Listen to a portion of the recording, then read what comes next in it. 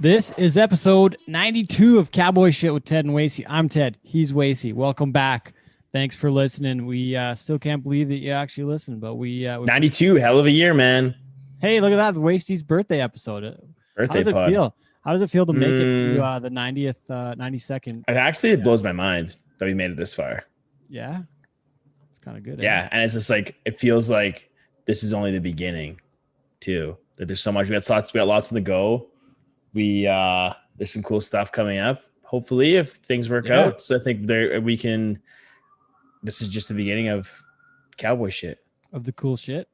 Of the cool cowboy shit. Cowboy shit? Yeah. It's true. I like that. That's how I feel. Thinking, Wacey. Wacey put together a pretty cool agreement or something we could say, I guess. What do you say? I don't know what to say. Yeah, more like a partner, like a partnership with a local brand who aligns really well with what we do here.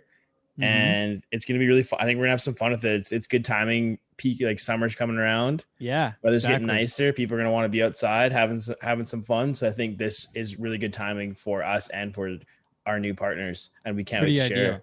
I'm excited to start putting out some content with it because I think we can have a lot of fun with it. So, it's going to be exciting. So stay tuned. Stay tuned, social folks. Channels. On that same note, it feels like it almost is summer, right? Like you're talking about right time of the year. I got shorts on right now. Yeah, me too. But you can't see me. But it's shorts. They're not. I'm sorry, Wrangler. They're not Wrangler shorts. But it could be a thing. Yeah, I wore pants the other day. Not today though. But anyways, I think our first thing we got to do is talk about a little bit of playoffs right now. We're recording right now, and it's Game 7 of the Montreal-Toronto series, last series of the first round. So we'll. I guess we better start with that. Oh, Wacey, you did not win that one. You said Montreal in 6. I said Montreal in 7. Oh, you might win. That's good for you, man. Nice. Dang, I don't even remember doing that. Good pick by you. Okay. Minnesota. Man, how awesome has the hockey been? It's been so good. I think been quite good. I saw one stat. There's been like 15 or 16 overtime periods in the first round. Hockey. Yeah, it's wild. And for like as a fan of Edmonton, for how quickly they lost, it didn't seem like they lost. It was good hockey played. Played. It was 1-goal games every game except the first one, which minus when they were up 3-1 in that one game too. Hey, but it was still a 1-goal game. It still ended up in overtime, right? They should have won that one, and it would have been giving you a hard time. Game changer. But like still, for losing 4-0, like it was still a close series. Like it could have went. It really could have went either way. Oh yeah, it's a good one bounce one other way or whatever, right? Okay, but like anyways, Minnesota Vegas, Vegas won the series in 7 games. 7 games. I got that one exactly, Wacey. You said Minnesota in 6. I did good. Okay, you said hockey. You said Florida in 7. They're out. That was not the case. I said Tampa Bay in 6, and that's what it was too, wasn't it? I think it's 5 or 6. Yeah. I gotta go back and look at this. Maybe. Sorry about. You win like a prize. I don't know. We should have put some money on it. I guess. Okay, gonna go back here a little ways, but like we're pretty. I think we're pretty close on a couple of those. They should be. It's either 5 or 6 for Florida. Carolina won 4-2. I got that one. Carolina won. Holy shit! I got that one right on too. What? You said Nashville. I said Carolina in 6. Jeez, lucking out on these. Tampa Bay won 4-2. Got that one bang on. Jeez. Jesus. I wonder if I put these on something. That's funny though that we both bet Edmonton, and we didn't get either. They really let us down. I don't know what I did here. I put you down for. I put 2 W's down on Colorado for 5 and 4. So one of us got it right. I think I went 5. I think I went 4. You went 5. Yeah, you're right. Yeah, you picked the sweep. I think you were right. You were right on that. Jesus. Damn. What about Boston and New York? The Caps. New York, Pittsburgh. I had New York in 6. Holy shit! Wow, this is some. You said Pittsburgh in 7. Wow. Crikey. Then Boston. That one wasn't right though, because Boston wiped them 4-1, and I said Boston in 7. Still got Boston right though. I had Boston right. Man, good job. Good picking, 1, dude. 2, 3, 4, 5 of 8. That's pretty good, eh? And could get 6 of 8 if Montreal wins tonight. Dang. Yeah, jeez. That was some good guessing. Good lucky guessing. Good guessing for you, man. That's awesome. So I guess we should do the second round now, though, shouldn't we? Yeah. Quickly. I know it's a lot of hockey off the top for cowboy shit, but we like hockey. So people like hockey. We can talk about whatever we want. It's our podcast. Let's do it quick here for all the hockey fans out there. Ooh, I got. It's kind of tough because it's already started, but I'll let you go first because I kicked your ass in the first Tampa round. over Carolina. So in TBL 6 games. Versus Carolina, and so Tampa Bay in 6. Wacey. Yeah. Wacey, and I'm gonna say 6. I'm gonna go Tampa Bay as well, but I'm gonna go like 5. And then I'm gonna go Boston over New York in 5 games. Boston. Wacey says 5. Boston's I'm gonna say. Sorry, Falisco. I'm gonna go for a sweep on this one. You couldn't be right there again. And then this is tough. Colorado versus Vegas. Yeah, Colorado in 6. Wacey says 6. Ted says I'm going another sweep, man. After that 7-1 victory last night, I wouldn't put too much stock in that. Fleury's gonna be back. Yeah, that's true. But Colorado's just so good. I'm going Colorado. Anyways, Winnipeg versus Montreal or Toronto. I don't know. I think Winnipeg's gonna win either that series. So it's me Winnipeg in 6, whatever series do they play. And they have a bunch of rest. Man, whoever wins that series gets to play Colorado. So what's the point? It's a tough one. Yeah, they're gonna get the Canadian team is whoever ends up playing. Yeah, whoever ends up playing Colorado. Is that how it works now, though? Yeah, it gets reseeded. You don't. No. Okay, so you say Winnipeg, man. I guess I should cheer for Winnipeg after they beat Edmonton.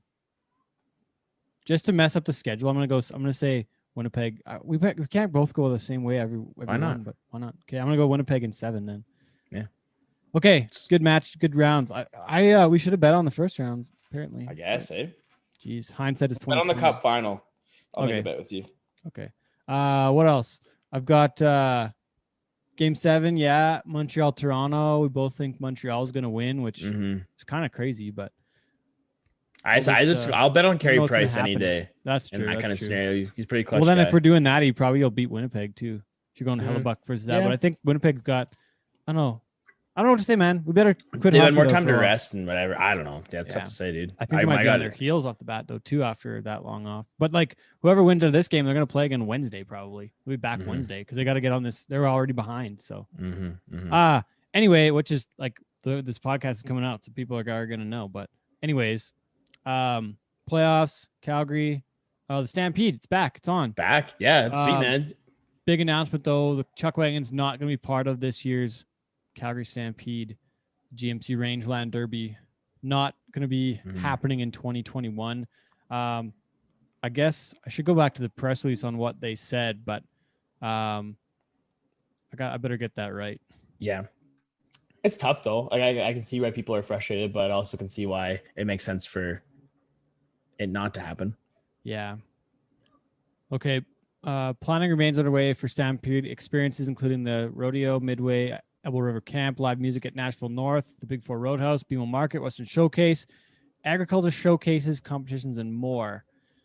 Given the context of the past year, safety precautions lead up to planning efforts for the Stampede 21. Our annual celebration will be a bit different this year as a result of pandemic-related impacts on the 2020 and 2021 Chuck Wagon racing season across Western Canada. The Stampede will not be able to present the Rangeland Derby as part of the 2021 evening show. We look forward to the thunder and thrill the Chuck Wagon races returning in 2022. The grandstand show was supposed to feature Paul Brandt, but his performance will not be able to take place as planned. As a result, the Stampede will be presenting a reimagined evening show this year. And instead, we just saw it today, actually, it's going to be Bronx After Dark. It's going to be part of the evening show, it looks like. Right. So I got a few different things. Yeah, the Young Canadians, competitive rodeo, live music, high energy Western events. Should be interesting to see what they come up with. Yeah. I do have to say I'm a little bit disappointed in some of our friends from the truck wagon racing business calling out some of our, friends on the side of the Calgary Stampede. I don't think that's really a good move on their behalf. Because if anybody's going to be fighting for the Chuck wagons to be go, it's going to be those Calgary people, right? Yeah. Like, you know what 100%. I mean? So it's going to be, I think there's more logistics that need to be considered for why they're not having it this year than people are thinking about. Well, and I mean, there's, I don't want to offend anyone on the Chuck wagon side of things, and I don't want to offend anyone at the Stampede. I don't want to I want to kind of stay in the middle. I can see on both sides why they couldn't. I can see on the Stampede side why they couldn't do it, and I can see why on the Chuck Wagon side why people would be upset. Yeah, of course, I understand what. Yeah, exactly. It's a good way to put it. Right. So I get both. I get both sides there. On the Stampede side, well, just looking at it from where I'm at, I don't really have any ties to either one. Honestly, we're kind of in the middle of it. Really, I work for Calgary. I work with the Chuck Wagon side of things. Like, kind of, I'm kind of neutral at this. I want to say, but I'm disappointed that the Stampede or that the some of the Chuck Wagon drivers are taking it to a point where they're saying they can't go without Calgary. I know that the money isn't as great without Calgary, but I don't think that on the Chuck Wagon side of things that people should be complaining that they don't get to make a living because of something else. It's a choice that they get to be Chuck Wagon race in the Chuck Wagon racing business, and Calgary can choose to have Chuck Wagons or not. They don't have to do it. They don't owe the Chuck Wagon racing community to have Chuck Wagon races. It's not Calgary Stampede is in the entertainment business, and they're in they are their own event. They don't owe it to anybody. I'm sorry to the Chuck Wagon racing community on that side of it, but they don't owe you anything, guys. Like, they don't need Chuck Wagon racing as much as Chuck Wagon racing might need Calgary, but the Stampede doesn't need it as much as you know what I mean? Like, I'm not sure how else to say it, but I think I'm disappointed that there's an attack going on in some capacity that the Chuck Wagon racing fans and some of the community thinks that they are owed it to them. It seems like some of the stuff I saw, it looked like they were owed to it. And I was like, whoa, guys, like it's a privilege to be there. And it's not, I don't think it's very fair to personally call people out over not having an event. If you guys want to be prepared, then maybe there should have been more of a plan on the Chuck Wagon racing side of things to be racing already in some capacity, even if it was for no fans, like saying, hey, Calgary, like, we're ready. We've got this, we've been racing every week. We're having competitive races, in an unmarked area with no fans. Like, we're ready. We're not waiting on you guys to tell us ready to go. We're ready. When you call, we'll be ready. It's instead of like, oh, well, we'll just be here and, exercise our horses and be ready for Calgary, where you can't show up and be the first one. That's kind of part of what I think it comes down to, is like, that's what's going to happen with the rodeo too, though. Well, but the rodeo side of things, there probably will be some U.S. contestants still in some capacity. I think I could be wrong, but I think there will still be some U.S. component from people that are going. But otherwise, yeah, like I saw today, the Ponoka Stampede is going with a $1,000 added performance, or $1,000 added rodeo that may change based on the restrictions and what they can have for a crowd. So they're, it's a bit of a start, and guys can kind of do a little bit, but yeah, it's a good point, Wacey. The question I want to ask you is like, what do you think the response from the rodeo community would have been had the coin been flipped? Like, if it was the rodeo getting axed and not the wagons, like, what do you? I personally, I feel it would be the same kind of thing. Yeah, I agree, and I think I would have the same. Argument. The Stampede doesn't owe anybody in the business anything. It's like we still don't have word on, like, they're planning a CFR, but there's no official word that we're going to have a CFR this year either. That's not on the. What it comes down to too is that there are a couple people in the business in Canada that rodeo for a living. It'd be like Zeke Thurston is one. A couple of our American, like, Levi Simpson, Colton Smith. Who else? Scott Ginther, but he ranches at home too. So does Zeke. There are not a lot of people in our business, honestly, that make their sole living from rodeo. Everyone else has something else because we kind of have to anyways. So, yeah, Calgary doesn't owe anybody anything, I think, is what it comes down to. And, call me out, call me up, give me your opinion. I don't think those guys owe us anything. That's what I think it comes down to. Yeah. Or anybody. Well, and just like their business too. It's in the entertainment business, right? They have to, and they feel like that's the best way for them. Like, because the news that hasn't come out yet either is the prize money. Like, how does the prize money at the rodeo stay the same with less people in the stands? Less people in the stands and a full, like, almost 2 years of no revenue on park. How do they pay the same? How do they have $100,000 payouts? That's the thing. Like, I think people are easy to forget. Like, the Stampede lost $30 million last year. Yeah. And they're not for profit. They're not for profit, right? Like they what they do on park generates their revenue for everything else, right? Like they're not making money all the time. So, I mean, I think people need to take that into account and just be thankful that there is some sort of stampede that's going to happen. You know what I mean? Some events are starting to come back. It's a step in the right direction. So, I mean, it may not be how we envisioned it and whatever. But I mean, it's a step, again, it's a step in the right direction for the sport and getting things back happening. Right. Mm-hmm. Yeah. 100%. We better wrap this up. This first part of the show up though. Thanks again, Wacey. I thought that was a good conversation. Mm-hmm. Yeah. I'm not like, again, what I want to say, I don't want to offend anybody on either side at Calgary or at the Chuck Wagon side of things. Again, on the other side of it, I kind of was on the Calgary side of part of that argument, but on the Chuck Wagon side, I get it. Calgary's the place where people make money. So I get it. It's terrible. I think maybe, like I kind of said, the only thing I could have changed is maybe you guys had races that was find ways, instead of like complaining about it not happening, like find ways to pivot, like be flexible, like but it should have been a while ago, right? Like instead of that's what I mean though.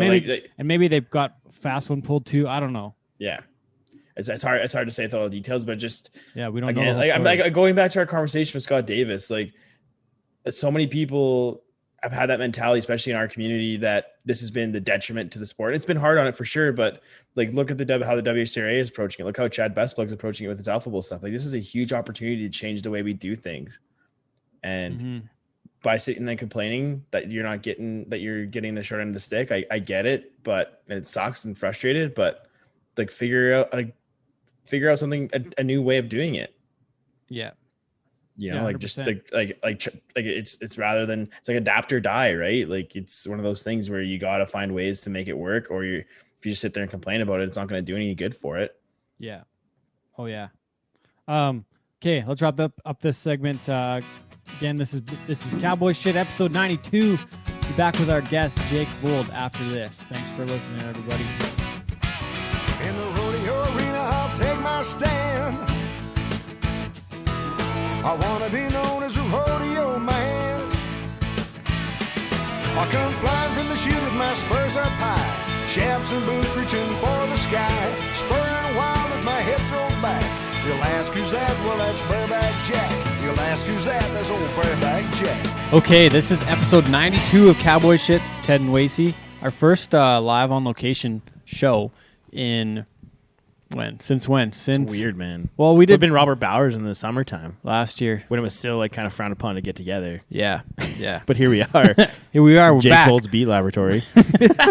We're back in the garage, and our guest this week is the 3-time Wrangler NFR qualifier.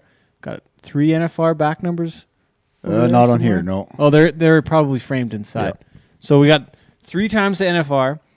3-time Canadian champion, 4 if you include the novice in the back in 2007. Yep. And then what else? 3-time Canadian champion, Cloverdale champion, Rodeo Houston champion.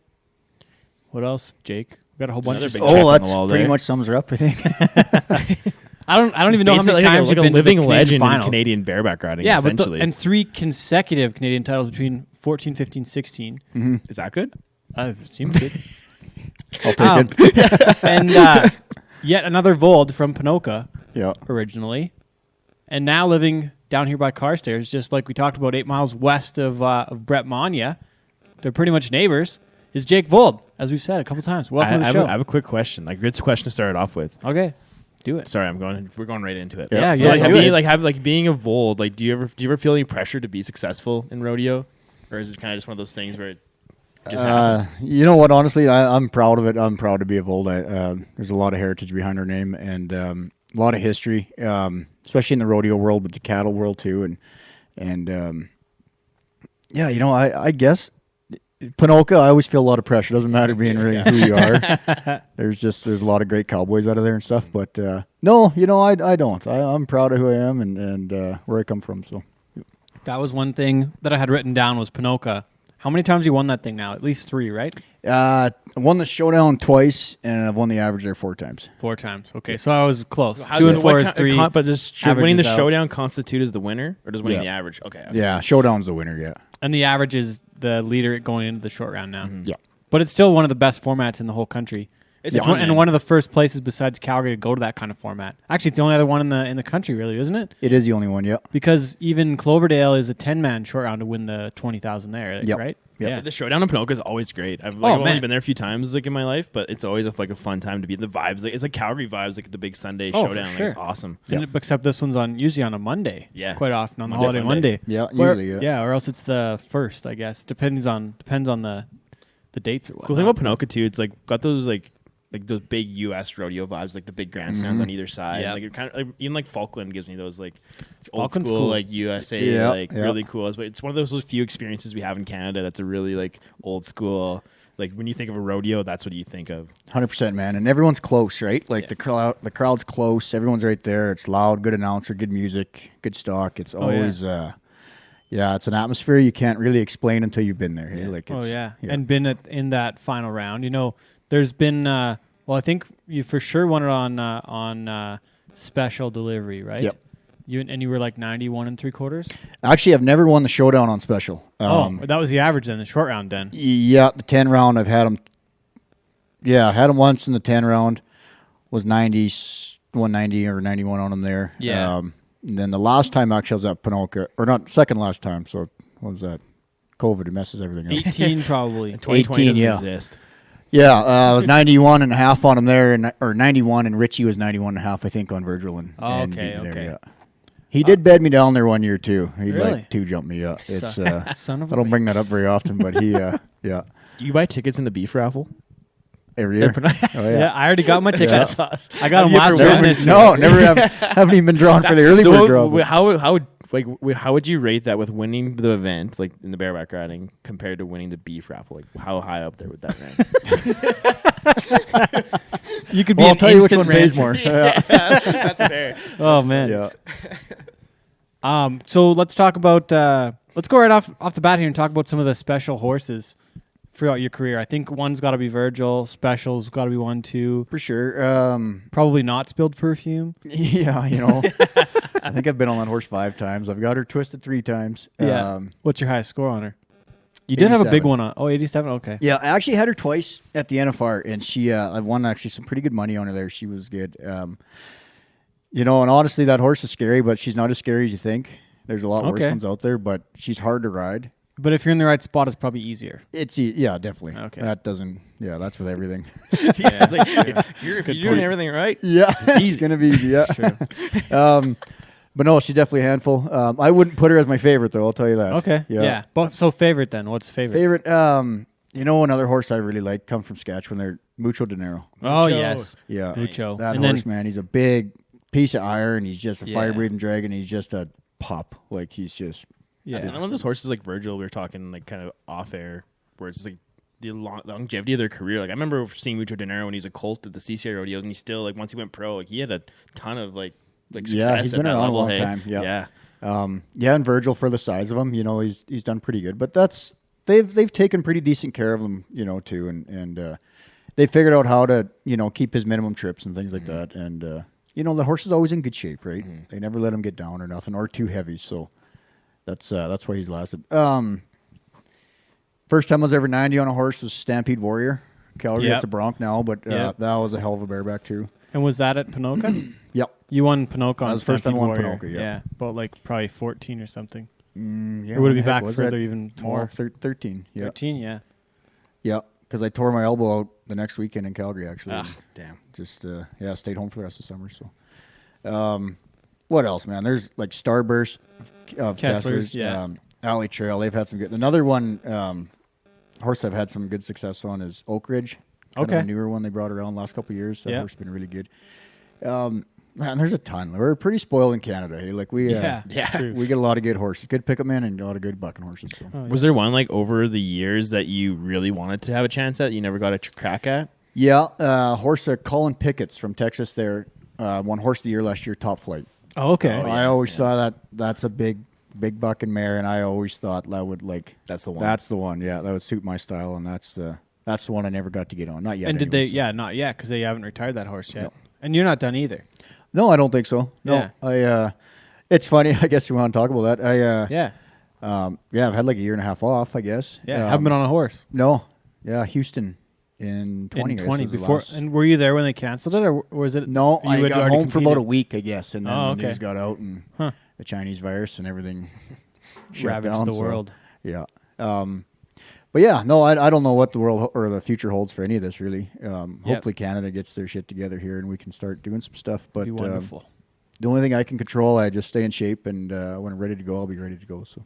And wanted to ask you about the world title. Your best finish is second, and that was in 2016, the same year that Zeke and Levi and Jeremy all won. Yep. And you were second, but you were second by a long ways. Oh, yeah, didn't Tim 90,000. Yeah, Tim was way ahead, but he had a huge lead coming in. Yeah, he had like $100,000 and some lead coming in. Yeah, you had a better finals, but he just went to so many more rodeos and won so much more during the year. It was like a pretty huge hill to climb. Mm-hmm. Yeah, and it's, I don't know, like, first of all, I love Vegas, and I've always went in there with the attitude of just to go there and fill my pockets. Like, I've never really thought about, I always thought if I was able to do that, then the cards lay, the cards play. Like, that's, and hopefully maybe by the end of it, a guy could come out on top. But coming in with that lead that Tim had, or in the couple of years I was there that he had, Carfax, you're not probably going to catch him.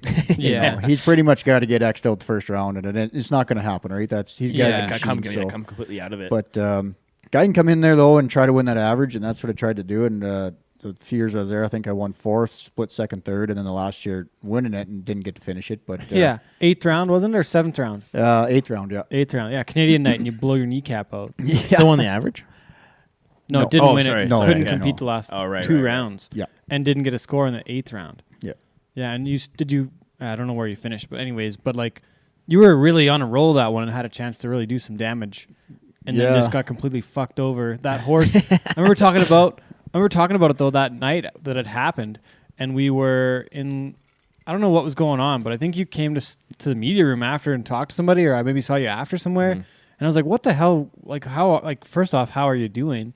And it was bad, and then. Secondly, we got talking, and that horse should have never been there. Like, that was some horse they, like, buried in the fucking re-ride pen or something. It was, how the story goes, he, when we did the call, we were short a big eliminator. Okay. And that's how it was. And we're scratching through in horses, and we named a couple other horses, actually. And actually, 2 of them didn't have their count in. Contractors messed up and didn't get their count. And then how it went, I can't remember who brought it up.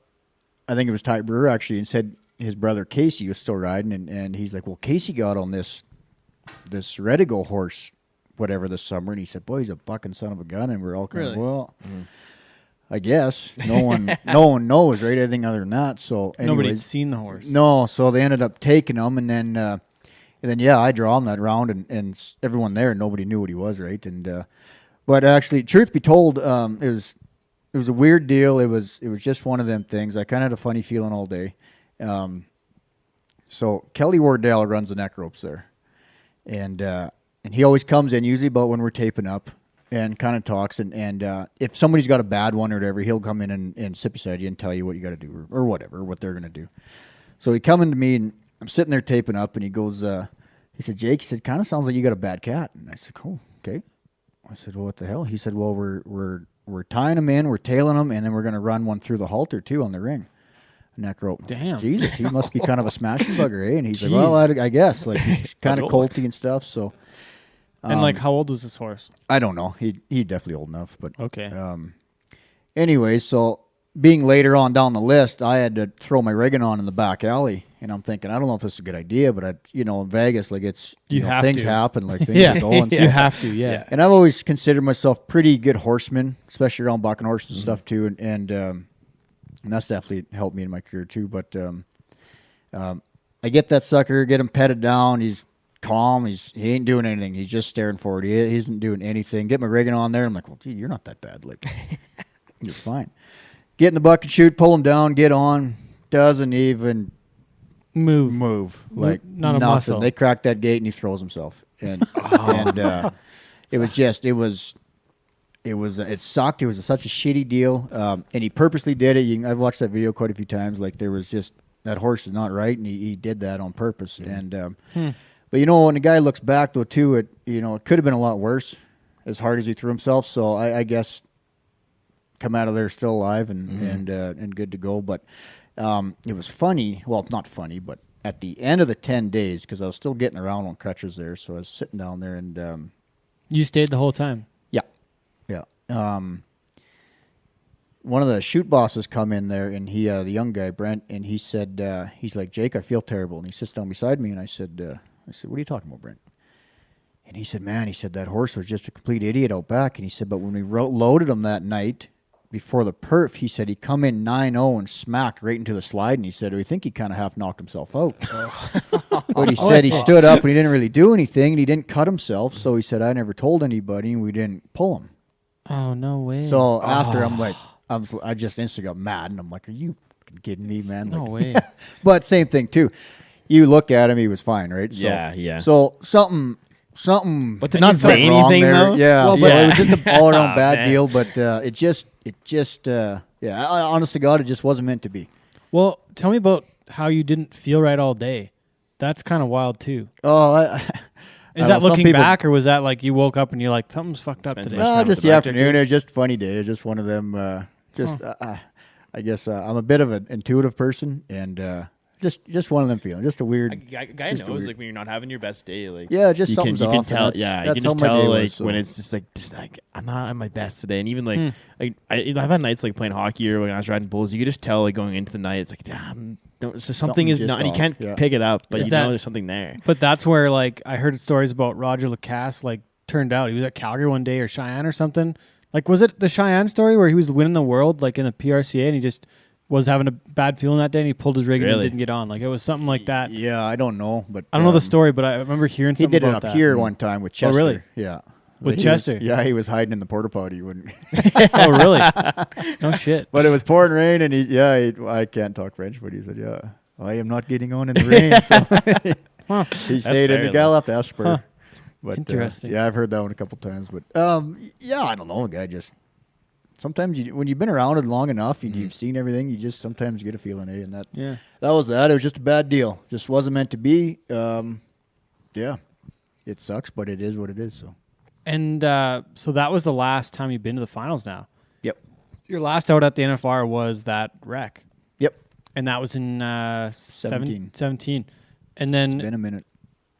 And then so 18, 19 were the last two full seasons, and you didn't come back till what, like San Antonio or San Angelo the next spring? Or was it like May or June? It was July. Or it was Wainwright. So in 2018. So yeah. So tell the people like what happened with your knee that time. Like what actually went down, or was there other stuff too that kept you out? No, I tore the MPFL, so your medial patelliformal, and then the end of my knee, like your kneecap's full of cartilage too, and a bunch of it broke off and then went underneath my kneecap. Ugh.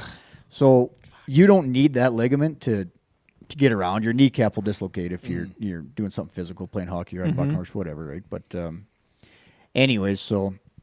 But got in up here and fortunate enough got to go to Banff and see Dr. Heemstra. And she fixed it. Okay. Yeah. Like before Christmas. Yeah, it was like the 22nd or 23rd. She got in. And nice. She was awesome, man. That girl is amazing. How many times has she fixed you up? Just once.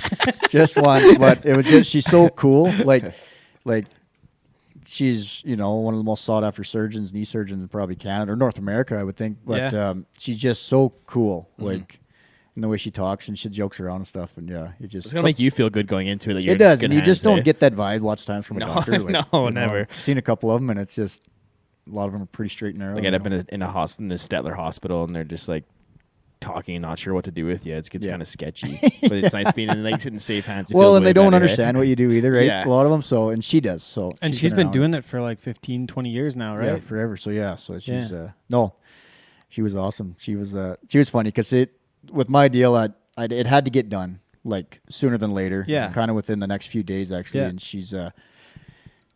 I went and seen her on a consultation, and she actually gave me her number, and she's like, some retard will probably wreck out in the ski hill this weekend. I'm on call. She's like, I'll call you. And I literally got home that night, and she called at 6:00, and she's like, get here tomorrow morning at 8. Awesome. Yeah. No shit. Oh wow. Yeah. So no, it was good. Driving. But, So then you came back in June of 18. Yeah, and didn't get a full year. Yeah, finished like 33rd in the world, I think, that year. Or something. Yeah, I went down and I just wasn't really wanting to rodeo that hard. I went, got back in with Caleb Bennett, and we went down, had a good fourth, good Calgary, and then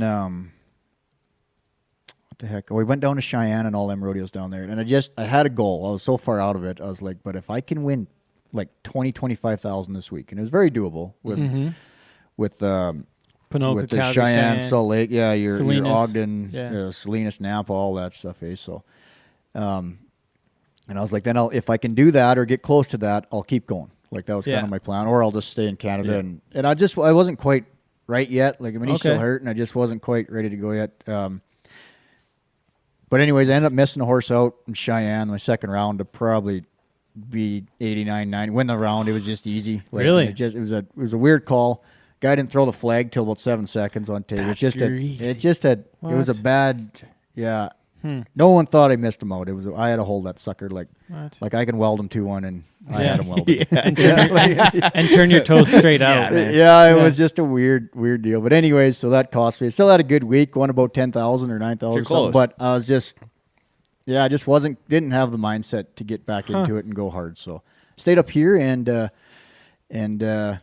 think I come in second or third in the season up here, and it was just fun. Yeah, just had a good year. Yeah, and I think that you're one of the most efficient bareback riders around too. if you look at the standings, and you won second in the world in 2016, but you went to 35 rodeos or 37, I think it was during the season. Mm-hmm. Was it 37? I can't remember. It was under 40, I think, though. Mm-hmm. Yeah, the first year I went to 42. The second year was 35 or somewhere right there, 37. Isn't the minimum 35? No, there's no minimum. Oh, okay. So you went to 35, where meanwhile the guy like Tim won it, and he probably went to 100. Yeah, I think or he 85, at 88 or something like that. 88, right? Like that's less than half, and you were behind by 100,000, but like you were still second. You made it count where you had to though. Yeah. So that's why I say efficient. Yeah. Because I think you might not go to every single rodeo, but when you do go, you're making it count. Yeah. Yeah. I just and that's always been my goal rodeo ever since I was younger. It's I get criticized for not rodeoing hard, but it's one of them things. Like, it's just I always just kind of tell myself, like, you just show up, kick ass, and go home. And get on the ones you can win on. Well, you've proven that point though. Like 3 Canadian titles, NFR 3 times. Like, you've done doing a lot your of work. weight. Yeah, show up, do your work, get paid. Exactly. Yeah, that's right. Yeah. Yeah, exactly. But it's funny, and truth be told, actually, and I the reason I kind of got into that didn't help, like your Davy Shields Jr. was like that, and Dust of the Valley. And, but if you look at Davy's, like the money that he won when he went, the guys that were winning and making good money, they go to one, or every rodeo they go to, they make at least $1,000. Like that was kind of the average, and where you're more like 2,500 now, where things have gone up a bit. But but that's kind of like what it comes down to, is if you're not making like at least 1,000 at every rodeo, you're not making enough. Yeah. At that level. Yeah, and like I used to have these talks with Dusty of the Valley. A couple years I traveled with him. Like, and he was like that too, right? Big time, like had it all broke down, right? Yeah. Dusty had it all figured right out, and what we needed to average, whatever, to not just to make a living. Yeah, you're gonna make a living. Yeah, exactly. It wasn't just to qualify; it was to still make a living at the same time. So I can't remember if I read an article. It was in the Rodeo Canada paper, which, by the way, I probably Dwayne Erickson. Yeah. Yeah. And it was an article on Glenn O'Neill, and really? And this is years ago, and or Diane. It might have been Diane Finstad. Could have been, one of them. Anyways, I can't remember if I was riding novice or riding steers, but anyways, Glenn won season leader that year in the world. Yeah. Mm-hmm. And so it would have been well, he won it in 02, won the world in 02. Was he season leader? Or 01. I forget which one. I don't know. In there somewhere. So, yeah, somewhere in there. So. Anyways, but what the article come down to, he said he'd won more money than he'd ever won in a season, and competed at the least amount of rodeos he's ever competed at. And at that moment, I read that, I was like, well, why did you have to do that your whole career to get to that point? Why can't we just do it now? Start off the bat? Yeah, you obviously got to have confidence in your skill, and that comes later on. And even myself, like it don't just happen, right? Like, God, I hit the ground more times than most, but but that, for some reason, that always stuck with me. So I thought, well, why not just get on the ones you can win on, the good ones, and why go get on the junk? It's just it's a painful event. It's not. Yeah, you don't have a very long career. Yeah, you really got to take care of yourself, and why not? And then actually, it was funny when a few years later, I guess years later, when I was starting a rodeo, and I think I was probably second, third year. Kelly Timmerman was up here quite a bit, and he actually jumped in. We went to Williams Lake together, and we stopped at the Caribou Steakhouse in Vanderhoof, I think it was, or something. Got in the wine, and we're just BSing there. And he said that too, and he said he's like, the thing about rodeo, and he said, and because it's a judged event, he said, if you only get on good horses and make good spur rides, that's all you're ever known for. Build that reputation up that way. Yeah. So after hearing that too, I was like, well, that makes sense. Like a lot of guys didn't really know what they were doing, but they were doing it. Some guys, right, like your Davey and stuff like that, and that's what I just took, and I'm like, well, frick, that's what I want to do. I'll save on my body. I got a plate in my arm from years ago. It sucks. Like it hurts every time. I was like, I don't want to beat the trail down and go to 100. I'll go to 30 and see if I can still win the same as the guys going to 100. So. Yeah, and you've proven that point. I tried to, yeah. It's like when Alan in the hangar was counting cards in Vegas and all the numbers are flying out. That's Jake just like trying to figure out how he's gonna. How can I go to less rodeos with the most money? Yeah, I guess it's a stats game in some ways, but yeah. Anyways, that's how I based my career off it, and like I've been ridiculed for it over the years, and everyone's like, "Jesus, if I was you, I'd be going to more and more." And I thought, well, but you're not. Why? Me. You're not me. Yeah, you're not me. Exactly. And so, how much did you have to pay in fines for turning out? I think I tried to get Dusty LaValle the one year pay my fines, because actually that's the first year I traveled with him. Like it hadn't always been like that. I wanted to rodeo, wanted to make the NFR, wanted to and we'd enter 70 and probably go to like 40, 50. 40, yeah. 30 turnout fines because my 500 a crack probably. Yeah. But over the years, I'd probably enter 65, go to 35, 40. So you're paying some fines too. Yeah. But you know what? But Bobby Moat did that one year too. The year he got wrecked out there by that rapper Margie. Oh yeah, Calgary horse. Yeah, was it that year or the year after? But he was really battling. No, it was the year after. He was really battling like a sports hernia or something like that. Mm-hmm. I think he entered like 50, and he went to 19 or 20 and made the NFR. Whoa. Yeah, that's wild. That's wild. Yeah, the guy's a machine, right? Like it's true. But yeah, that was guys can do it, right? It's just so how good of a feeling was it when you actually made the NFR, going to that like volume of rodeos? Was it like he's like, and that was in 14. Myself was your first one, right? Yeah, 14. Yeah.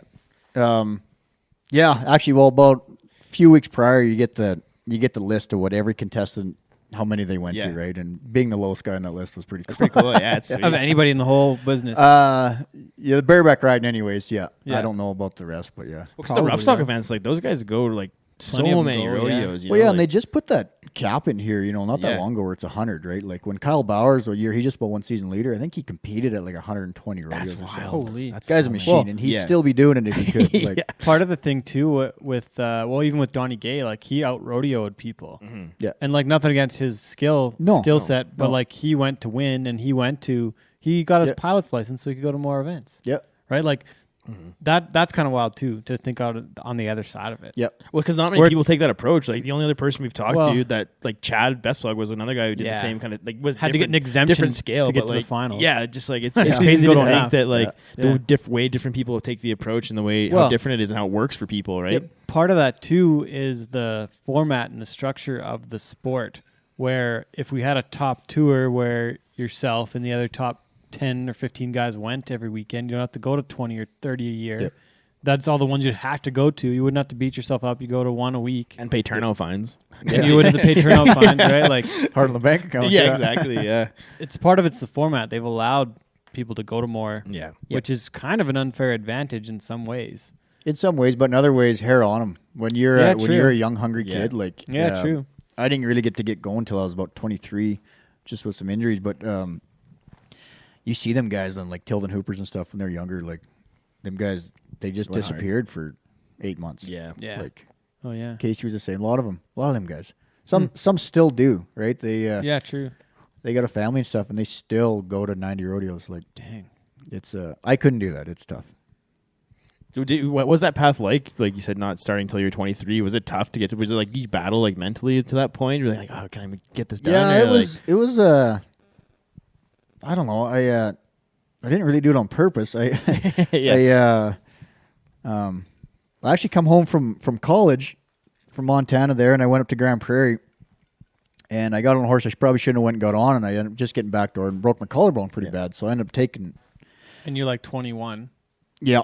By the time in Bozeman, because you went to school at Olds first, then Bozeman. Yeah, I went to Olds for 2 years, and then went to Bozeman. So, and then it sucked. It was like 3 days before I was supposed to leave for the college finals, and I won the region. And I was pretty excited to go to the college finals, and then that happened. So. Try and break into the furniture store with everybody else. That was the year. Yeah. And then anyways, when I come back, but I didn't, you're young and dumb and you don't really pay attention to your body or physically what you should be at. You just want to go. I just want to go. So I come back, went to a couple and then went to Hannah and got on a horse called Blue Jeans at John Duffy's and I'd had her like years prior at a WRA rodeo or the finals or whatever. And she's just real colty, right? And she ain't afraid to smash you. And sure as shit, she sat down, got on the neck rope, and I had my hand in my rigging and snapped my arm. Oh, no. So I was in a cast for a long time. And that was one of them deals I got on, I think, like 5 months later, and my arm never healed and broke again. So then I got surgery on it. They put plates in it, and then now you're took 22. a year and a half off. Yeah. So you really didn't get to like a full season until you're 23. Yeah. So I got, it was right before, what did we enter? Coulter, Harden, and I, Noodles. And we entered the BC run, I guess. So Falkland and Luxton, and that's when we come back. I run up to Clem Lowry's. Yeah. And got on a couple runners in the practice pen, went out there, and I cracked out Tar Baby. Oh, geez. Nice. And, and it went on from there. It was a shitty year. Like, it was terrible. But finally got my shit together, come the end of it, and got to make the CFR. So it was, Well, so I was 23. Like, it's already... Yeah, you're kind of ways into it already. Learn how to battle adversity, like, right early on in your career. Hey? Yeah. Yeah, so it was... So the first year you really get going, you're 23. But let's go back a little ways, because I remember... at the high school rodeos, because you're 34 this year. Yep. And I guess I'm 31. So like my first year high school rodeos. Yeah, you were around there. Just when you were finishing, I think. But I remember like even then you were like toes straight out. Like you rode you rode like just as good then as you do. Like you've obviously improved a little bit, but you started off at a very high level from the beginning in the high school. I guess, I don't know. I couldn't ride anything then, but I had I guess I had the feet. Or, it was starting. It took some time to put it all together, but I don't know. I guess, and actually when I was hurt there that year and a half, I just about kind of packed her in, went and got a taste of the patch and just got some good money and I just Was that with Pipeworks? No, that was before Pipeworks. I can't remember what that company was. But realized I had to go try it. Like I still wanted. I had some goals. I wanted to accomplish stuff. But I don't know. I guess I was fortunate enough with my toes and my feet. And but Davy Shields Jr. same way, right? And that guy, I've idolized him since day one. Like, he's the best ever in my eyes. And when I went on to college, actually after high school, I was very fortunate. Bill Boyd was there and picking up, and me and Bill just hit her off like that. And I spent a lot of time at Bill's place. And handy guy. Yeah, and Bess, Bill's got his ways about him, but he's best teacher I've ever had or seen in my life. And real goofy about it all too, right? But he'd always even you could just hit the dirt and he'd come over and still make you feel good. Like there was and then he'd drill you. Like, okay, don't do that again. And like it was good. Like he But so I always thought if I could just kind of copy Davey and Bill, make my own styles a little bit out of that too and go from there. And I thought if I could somehow master that, I'd have a pretty decent career. So, I want to go back even further. I was reading today, doing a little bit of research, and saw something about you getting a real bad wreck when you were really young. What's the story there? Oh, in the steer riding, right? Steer riding, yeah. I actually come down to a Johansson Brothers steer riding school in Balzac. Yeah, and Alan just got place probably. Yep, yeah, it was with all the the bar scene or exactly. Yeah. I just got jerked over the front on one and landed on my back and had a heifer just stepped on my guts and didn't think much of it. We're actually going to go home and Daddy just pulled in and we ended up going, I think it was the foothills or something like that or whatever. And sat there for I'll never forget this. We sat there for 10 hours.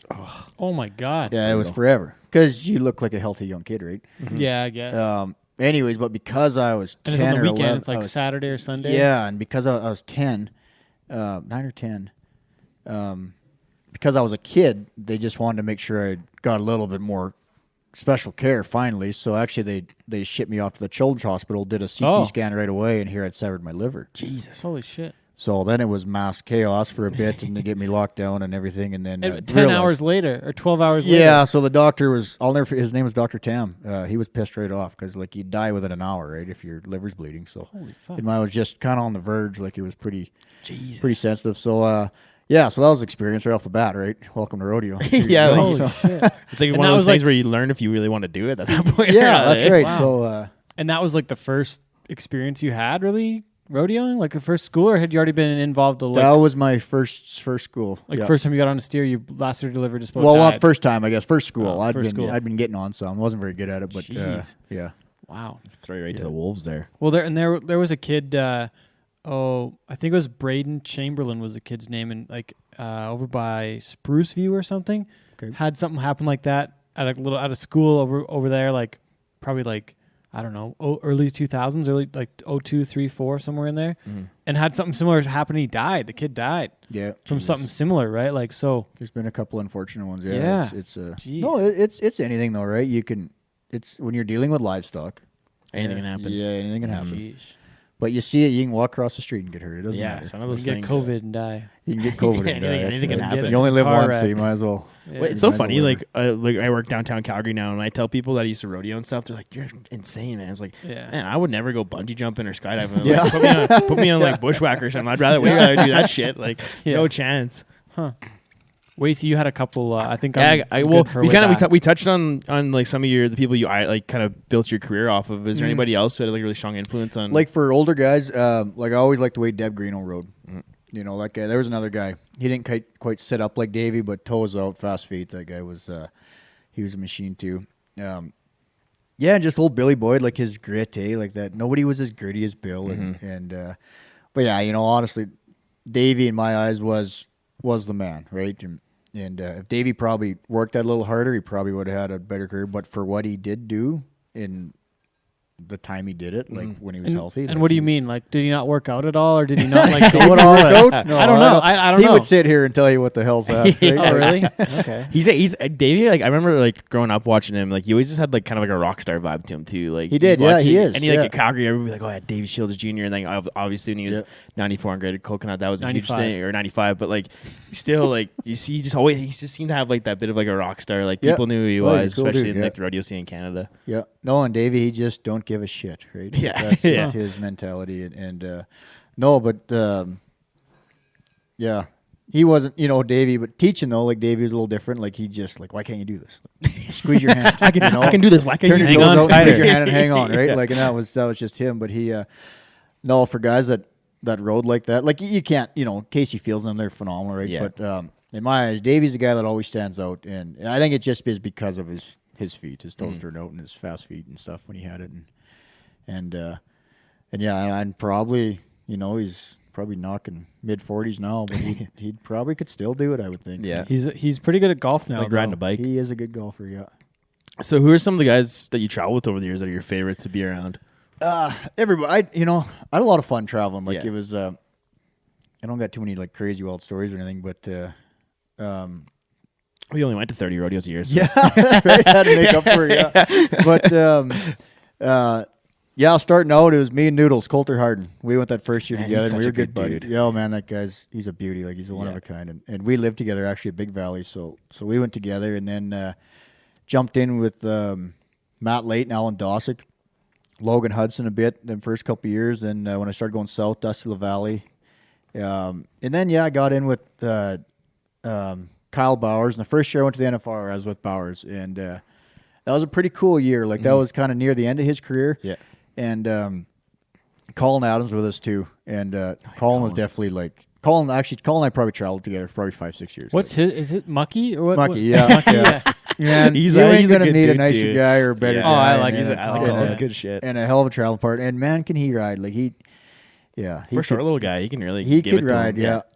And But Bowers, though, was pretty cool. Like that year, we rodeoed pretty hard that winter. I think we took off for about 6 weeks and went to quite a few. And we made every short round together, every single rodeo. So it was that'd be fun as hell. Hey, it was cool. Yeah, it was a neat experience. And he helped me quite a bit. And we definitely lock horns and disagree on things and have the odd little ditch fight or something. But he. We had a couple, yeah. Who was your best ditch fight? What was your best ditch fight experience? Winning or losing? Yeah, I just want to hear what the best ones were. How was ditch fighting Colin? That'd be kind of like fighting the. Yeah, I don't know. I guess I didn't get in too many ditch fights. Hotel room fights. Especially when you haven't seen guys in a while. I don't know what it was, and some of them, like Alan Dossick, was the worst. Like. Just an old boy, and if he'd come around there, Al, he'd cock of the walk, right, and you just had to throw him down and try to choke him, or he'd be trying to do it to you, and he'd torment you all night. Yeah. Oh, right? Man. Bowers was the same. Where'd you guys stay when you're down there for like 6 weeks? Like, what do you? Hotels. Yeah. Like no campers because it's winter time. Yeah. You don't we drove down in Bowers' soccer mom van, and we rodeoed for 6 weeks at hotels. Yeah. No way. Yeah. That'd actually be expensive for a while. Yeah, and it got expensive. Yeah, but we were winning. It wasn't that bad. Yeah, I guess. Actually, we had a hell of a winter, him and I, and Colin too. And but yeah, it is better to go down there and have a place to go. I guess if you got 3 guys though, you're $30 a night for hotels. And actually, it still wasn't that bad. You could still, Priceline was still cheap. Yeah, it's not like it's that long ago either. Just not to have like a home base. Like that was like it's a nice thing. Like be able to come home, like reset if you're whatever. Even now to like go have like a long term like VRBO or Airbnb or something. Like you could maybe get something cheaper. Yeah, for sure. Maybe the first year I went down with Matt Late. We stayed out of Fort Worth there for a couple weeks, and then is that the lady that knew Glenn Keeley really well? Yeah. And what's her name again? I forget now. Ann Baby. Yeah, that was. But that was the place. Like everybody would go and stay with Ann. Like that was the. That's sweet. Yeah. And she comes up here like pretty much every year to Glenn's bull riding. Nice. Yeah. Oh, really? Yeah, like I met her actually one time. Yeah. Like I'd heard about this lady, and she was at the damn bull riding. She'd be a cool person to talk to. Oh, I bet. Because like I think like she'd probably have some stories. But I think like Tough and like some of like the big guys used to stay there. Like Ty Lane, Murray, Adrian Mariah. Yeah, like they all. That was like Robert Bowers. They're all on her wall. Yeah, that's so cool. Yeah, it's kind of like Al Sewell here in Calgary for a while. He had a place everybody stayed at. Al was a great man. Yeah. But yeah, no, and then we rodeoed out Arizona actually too. We stayed over there. A lot of Canadians. Did Matt have a place or no? Who had a place? Matt Newsom had a place. Suitors did, yeah. So they had a place Lacey and Murray and Carey, right? Yeah. Yeah. But no, you just kind of hop around here and there. Yeah. But what was it like going like down to the States for the first time? Were you like intimidated, or were you kind of raring to go? Or man, like, I was raring to go. I couldn't wait, and we entered quite a bit. And I don't know what the hell it was. I just hit a string of luck, and I think I placed like 9 out of 12 rodeos or 11 rodeos, won a few. Like it was just crazy. Like everywhere I went, I drew a horse that had an NFR bumper sticker on his ass. Like it was just. And this was only your second real full year, right? Because at 24 would have been. I guess it would have been 2011. First year I went down. Yeah. 11. Yeah. Okay. And then make your first finals a couple years later. Yeah. Well, actually, I was. Yeah, that you were pretty year close for a few years though. Yeah. Well, I was 5th in the world then, and I went down to Clovis, California. I didn't want to go. It was one of them April. things. Yeah, and broke my leg. Oh, fuck. And that put me out a few months, and then I come back and did you make Calgary, or was it after Calgary? It's probably after Calgary, eh? Yeah, I didn't come back till Maple Creek. Oh, so late July, okay. So just missed Calgary. Yeah, so I come back there, and I definitely did not listen to the doctor and did my own thing, but it worked, and I come back pretty early, and things, it was the shits. I actually got kind of like so Davy Shields Jr. the same thing, when he broke his leg, and then he got a kind of a half plastic cast made, and we wore the same lace-up cowboy boots, and then we put this cast thing on over. Oh, jeez. And we got by, and I remember the first rodeo. I went to Maple Creek there and drew a stud horse. Firewater was his name, and Weatherly horse then, right? Yeah. Was so worried about this cast, but jumped out and ended up winning the rodeo, and then I was like, well, it ain't that bad, I guess, and here we go. So it was it was a shitty deal, but no, I don't know. Sometimes. Like I read Ty Murray's book years ago, and sometimes when you get hurt, you're meant to be home, right? And that's it's the shits, and it's hard to believe, I guess. But speaking of that, let's talk about like what it's been like the last little while here. You got the new place, and you said you bought it in May of 19 and moved in September. You changed, like you renovated the whole house. You got Yeah, we've been building a bunch of bike fence and stuff. We've been wife and I have been busy here. Sarah's been really busy the whole time too. You said. Yeah, COVID really hasn't slowed her much down at all. So, yeah, it's been good. Last year sucked. I don't know. It just I was pretty ticked off. Even after Calgary, like when I hurt my knee there, I honestly come home here and it wasn't even home yet, but I threw my rigging bag in the garage here and I didn't look at it for like 6 months. Still right over there. Yeah, spurs are still pretty rusty. Yeah. Yeah. But yeah, and then just put this as the main idea, what was going to happen that next year, and work towards this place. But yeah, no, honestly, now like kind of getting back into her this winter and getting ready to see what kind of happens. Yeah. And God, I feel like I'm 25 again. Honestly, like I feel great. Yeah. Well, that's a pretty cool time. Yeah, extra time to just prepare and get dialed in. Yeah, and honestly, just let a few hindering injuries just heal properly and not and then get back out on proper workout again and stuff. And actually working with Doug Champion now, and been with him probably about a few months, I guess. But okay, and that's Richmond's brother, right? Yep. Okay. Yeah, cool guy. So right on. Yeah, I know. I want to go back to some of the stories in the rodeo and in the States too. What was the shittiest hotel you stayed in? There's some bad ones down there too. I remember being in Fallon, Nevada one time with that Silver State finals. Oh, yeah. I was with Clayton Hines and Corey, and we were. I think Susan and Amber hadn't got there yet. Like I think Corey and Clayton and I drove down there, and they like flew in later or something. I don't remember how it went, but we like Clayton and I were like sitting. He was on one bed, I was on the other, and Corey was at the pool or like I don't know what was happening. We were just hanging out one afternoon. And we're at the Motel 6 in Fallon, and a fucking mouse ran between the beds. It like was underneath his bed and ran between mine. And then we stayed in the horse trailer the rest of the week, and I got a tent. We were like, fuck this place, we're out of that place. But you had to have some dingy ones in your experience. Oh, man, traveling La Valley, like there was a rule. It was like 2 stars and under. Hey, like it was like we didn't spend more than like $40. Right? Oh no, that was a thing, but that's only. That's only we stayed at a Red Creek. Lion. I remember in was Red Bluff, I think. There's some good Red Lions in Montana. There's some good ones, yeah, but there's some bad ones too. Oh no, but that's not even the worst one. Honest to God, the worst one that I hated the most was we went to Caleb Bennett and I. We went to Kissimmee, Florida. And we didn't know. Is it the Indy 500 or whatever? Oh, is that there? It's something like that. No, Indy's in Indianapolis. Daytona Daytona was on. Yeah. So Daytona was on the same time. Oh no! Oh no! And I think mutants there. Where'd we fly out of? Orlando or something? Must have been Orlando's right there. Orlando, Daytona. Yeah, I think it's Orlando. Only Orlando. It's up like near Panhandle, right? Yeah, because yeah. Okay. So, anyways, though, there wasn't a freaking hotel room in the city. And we're driving back, and we had to fly out. I didn't fly out till like 2:00 the next day. Caleb had an early flight. We're going different directions, and did you at least have a rental car to like cruise around in? Or, like, no, we flew over there, and a couple Bronco actually picked us up, but then they were going to another like 4 hours south or something. So they you're were just going fucking to another stuck in a shitty hotel. Yeah, so we couldn't get a hotel because of Daytona, and then all of a sudden a Super 8 popped up, and I think it cost us like $300 and some bucks. Oh no! And it said it was a 3-star hotel, and I was like, whatever, buddy, like we're taking it, like that's us. Oh no! So we get there, and this place is a friggin' dive. Like, I mean, a dive. So we get a key. We get there. $300 The beds US. weren't made. Nothing. Like, it was disgusting. And the door on the lock door, whatever, it didn't work. Go in the bathroom, and there was like 13 blood cockroaches everywhere. running around in there. It was disgusting. No. So the worst. we're pretty tired. And like, we had nowhere else to stay. So we stayed there. I remember I just kept my clothes on and took my hat off and crawled in bed there, and I was with Bennett, and he freaking stripped right down, crawled under the sheets. Whatever I'm going to catch here tonight, I ain't taking home. Like, this is not. Oh no, that's brutal. And all throughout the night, I'll never forget. Like, I didn't sleep at all because people tried to like get in your room. What? They'd freaking bang on the door, and all we had was the key lock, right? So the door would open, and it would ching or whatever and wake you up, and you're sitting there, and I didn't have a knife or nothing. Like, or Jesus, I was like, man, that's how a Florida man story starts. Yeah, that's right. Hey, like, Florida man. It was a little bit.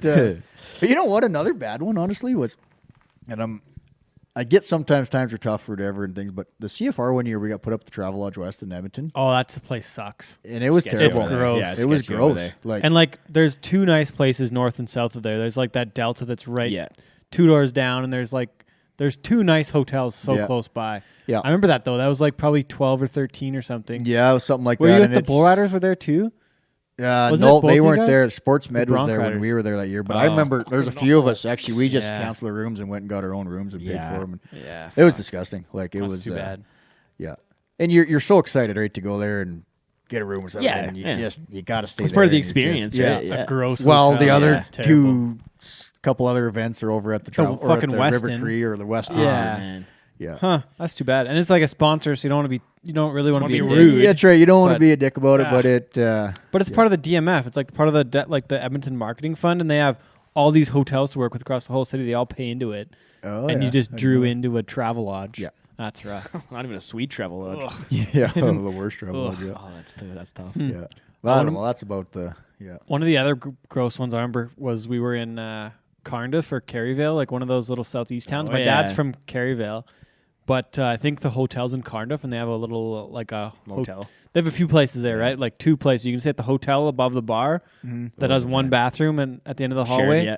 Or you can stay at the little domes. They're like little igloo things.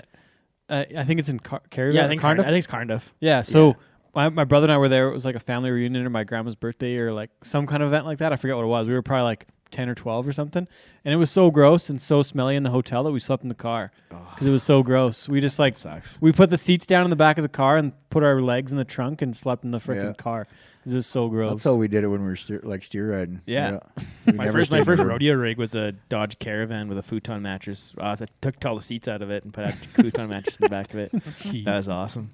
One of the worst hotels I stayed in was in not Hobbs, Portales, New Mexico. Oh, really? It was the first college rodeo of the weekend I was down there. Jeez. And there was it was one of the last rooms we got. It was like $60 for the night. I can't remember what it was called, but we get in there and I remember just seeing cockroaches crawling all around the headboards of the bed and stuff. Actually, we stayed in one in New Mexico too. Yeah. We were trying to get back to the San Antonio short round from Tucson.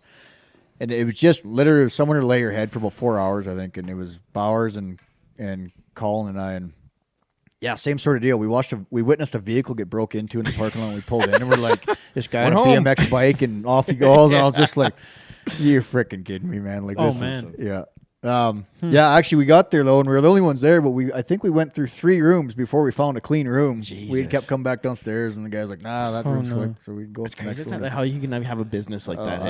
That makes no sense to me. Yeah. That's wild shit. I'll tell you, we didn't sleep. I know that. It's like, you go try to find somewhere to lay your head for a few hours and you don't even sleep. It's like, what's the fucking point? What's the point? Yeah. Okay, I got a couple more things. We're already we're pretty good shape on time. But what does life look like for you after rodeo? I think your hat might have some of it. Yeah, the V3 bison. Yeah, so my dad's got a buffalo feedlot there at Ponoka and kind of a family deal. And that keeps us all pretty busy. Yeah. And I started feeding some of my own critters. And are they here? No, up there. Oh, okay, yeah. And then starting to move a little bit. Your fence doesn't look good enough for. Yeah, the barbed wire ain't gonna cut it. So. Yeah, it's a very nice looking fence, but I don't think it's buffalo. Yeah, it's not 7 feet tall, right? So, yeah. So started moving some of my own meat and just kind of playing with it this year and see how it goes. And it's been good. There's no advertisement or nothing other than some ball caps. So just playing with it, just kind of seeing what the next couple of years look like with it and stuff, and go from there. There's a lot more of that now, though.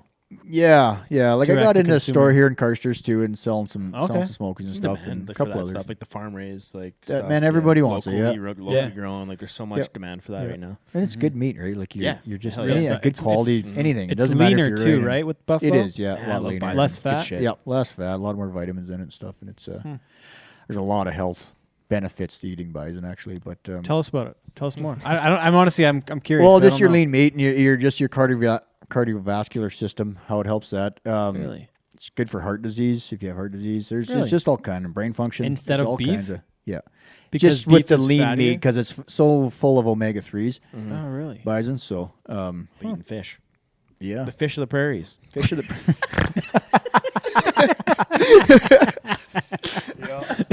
No, it's good. It's can't give you much of a sales pitch, I guess, but it's. I'm just curious. Good. I just don't know. So. It's good. Yeah. Yeah. I'm gonna buy some before we leave, though. Yeah. I'm gonna try some more. I just don't know enough about it. Yeah. Don't cook it like salmon, Ted.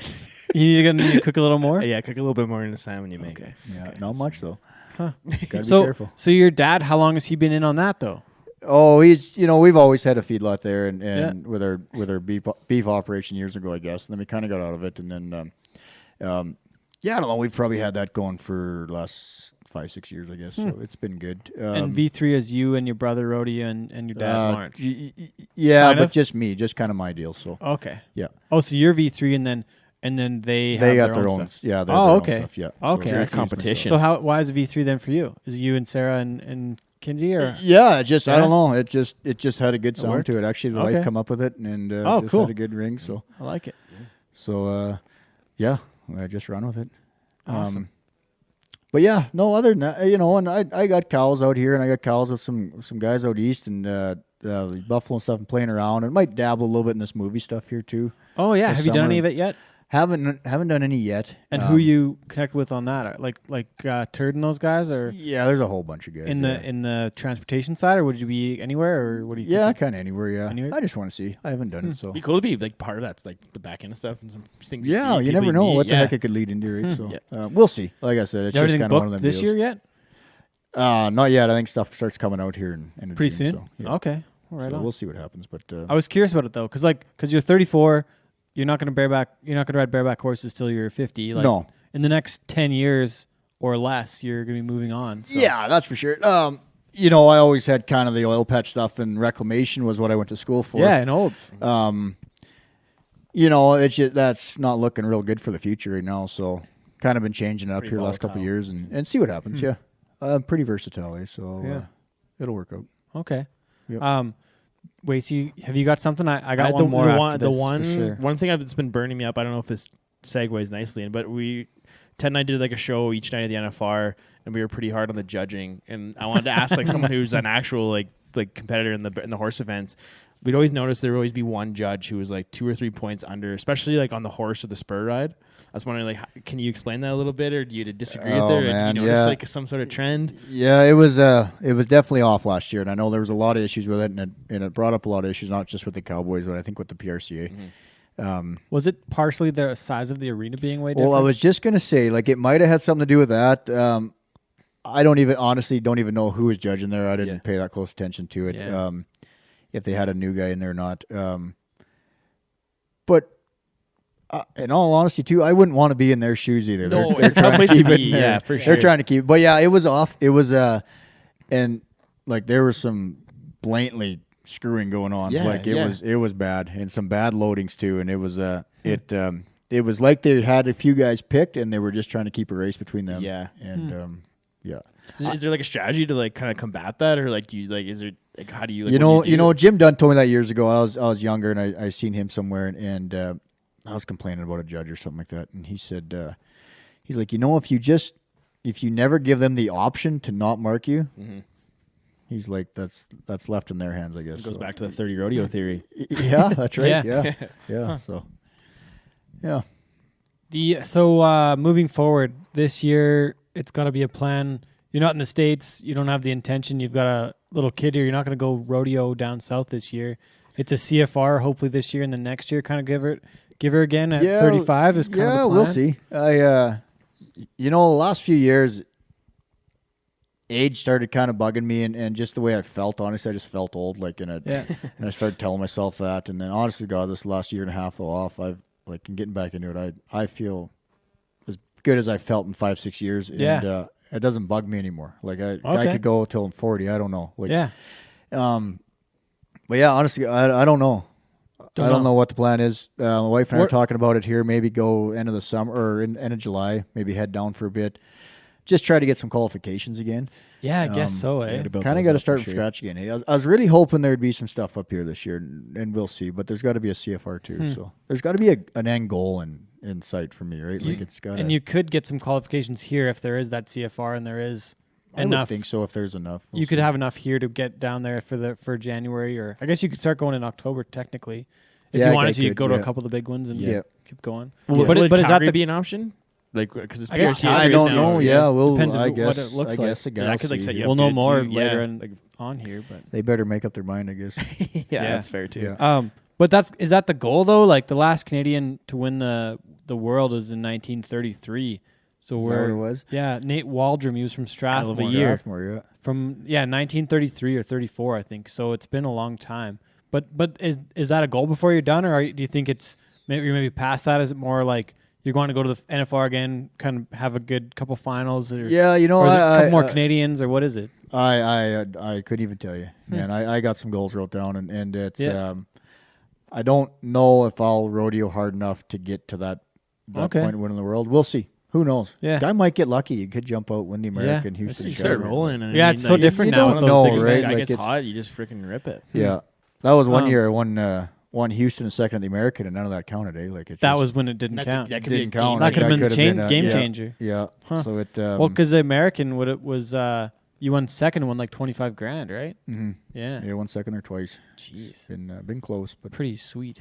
We haven't talked much about like highlights and lowlights of your career yet, and I want to talk about some of that. Like, what have been some of the highlights so far, in your opinion, on your side? Like, winning Canada, was it the first, second, third time, fourth time? Or was it making the NFR? Was it winning the rounds, 3 rounds in a row at the NFR? What was it? Yeah, there. You know, that first time I won Canada, that was something, and I always had that goal of making the NFR and winning Canada. That was the major thing that I wanted to accomplish, and I accomplished it in 1 year, and I was just stoked about it, right? Like, and then, but probably the third time I won Canada was probably one of the coolest. That's actually after that I'd set out, and in my eyes, a lot of the great Canadian bareback riders, a lot of them had 3. Yeah. And not taking anything away from a lot of other guys, but a lot of guys or a handful of guys, they had 3 Canadian titles. And I was like, I want to be one of those guys. Like, yeah. So to win 3, and I didn't think I'd ever win 3 in a row. Hat trick. That was pretty cool. But going to the NFR there though, and winning my first go around there, like that was wild. Like, was it round? What round was it? I forget now. The heck was it? In 14. Round was 4. Did we get to talk that night, or was I not there yet? I don't know if I was doing that 2016, round 4, 2016. So yeah, it was my first year with the Wrangler guys. Yeah, you were there. Yep. Yeah. Yep. Round 4 and 16, because the first night Jeremy and Levi won the round, and That's it was right. just totally surprised the shit out of everybody. Yeah. And then they just went on to just slaughter everybody. Yeah. But like on the last day, we didn't know anybody, either them or Zeke was going to win. You know, it was kind of came out of like they each needed something to happen. Yeah, and it happened. Yeah. I remember like Jacobs Carly had to miss that horse out. He had to get no score, and sure shit, he missed that horse out. And no, everything happens for a reason, right? That's rodeo. Was it the victory lap, or what was it with the NFR? I don't know what was it for the win. The bright lights. Vegas is like the South Point, or what was it? Vegas is just like there's just something about Vegas, man. Like it's when you get there, I can't even describe the feeling. Like you can just. That first round too, and you can just the energy is unfreaking believable. Yeah. Like you can spur anything. It doesn't matter what you're crawling. You don't even care what you're getting on. Like you're just wired to spur. Like it's just one of them deals. And you jump off and you're winning the round. And you're just like holy shit. And then they're telling you to get the hell out of the arena. And pick your shit up. Get out of here. Get the hell out of here. We're gonna find your ass. Yeah, no pretty fun. Much. Yeah. No fun is allowed in this. And NFR, no fun. Not fun rodeo. Not a fun rodeo. Yeah. Well, I definitely hit that fine list a few times. Yeah.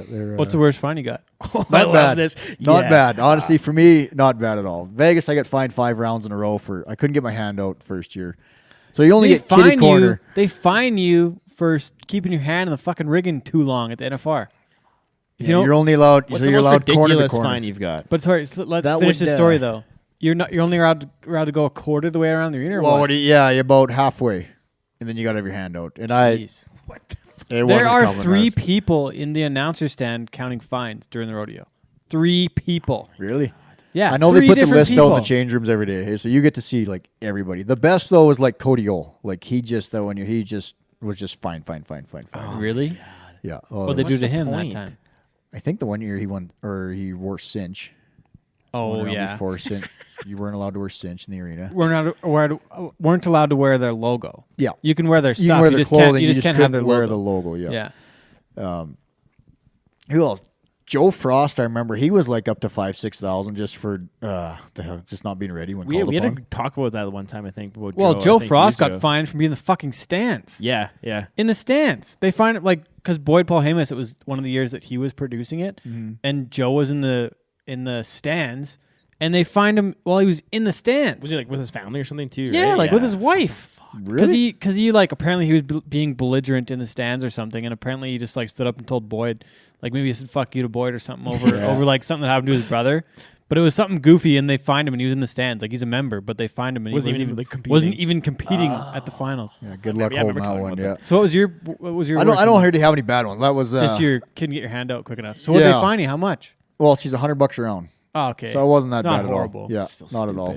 Tilden Hooper got one night. I think all he did was they walked by the judges in the hallway, or one judge or something like that, and he said, I think it was like Tilden being Tilden, but he's like, good judging tonight or good scoring tonight or something like that. $1,000 just pow. What? Come on. Oh my god, brutal. Jeez.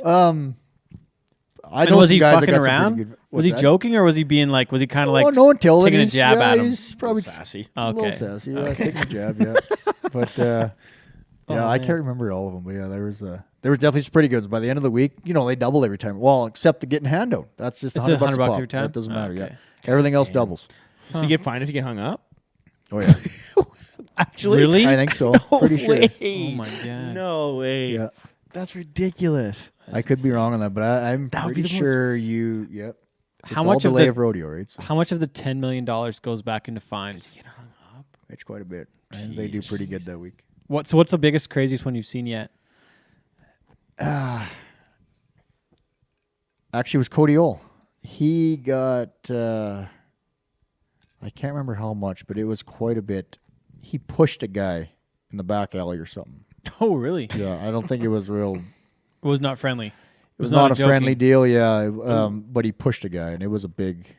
Like $10,000. I think it was $7,500 or $10,000 or something. Jesus Christ. Yeah. Okay, so highlights. So highlights is winning Canada the third time. Man, one that's eluded you too is Calgary. You have won Calgary, which is crazy. Like I think that you should have won it 2 or 3 times by now, but you haven't got that. I've only ever for the big check on the wall. I actually only ever made the short round twice. Like in the one year, I had Shadow Warrior and just hesitated, and that's just my own fault. Been on that horse quite a few times, and I just fucked up and hit the dirt right there. Then trailed us the second time, and Richie, I think I was 92, and Richie was 92.5 on Virgil, and he'd beat me at Ponoka the week prior, and he beat me at Calgary on that sucker. I remember that year. I was in Ponoka with you. I think. Oh, really? I think so. Yeah. Yeah, and I took Calgary's 2 best horses against them, just couldn't. Just that white horse, he's tough to beat, and he's got the reputation, right? So. Yeah, for sure. And he was probably last. No, I was last actually. Oh, really? And you didn't quite get enough? Yeah, just a half point shy, but he. Damn. No. So did you win the 25 at least though? At Calgary, yeah. Yeah. Okay. Yeah. Okay. Consolation. Highlight actually. One of the best highlights I've ever had, or it was a goal I always had from day one, was to hold the arena record at the CFR. Oh yeah, okay.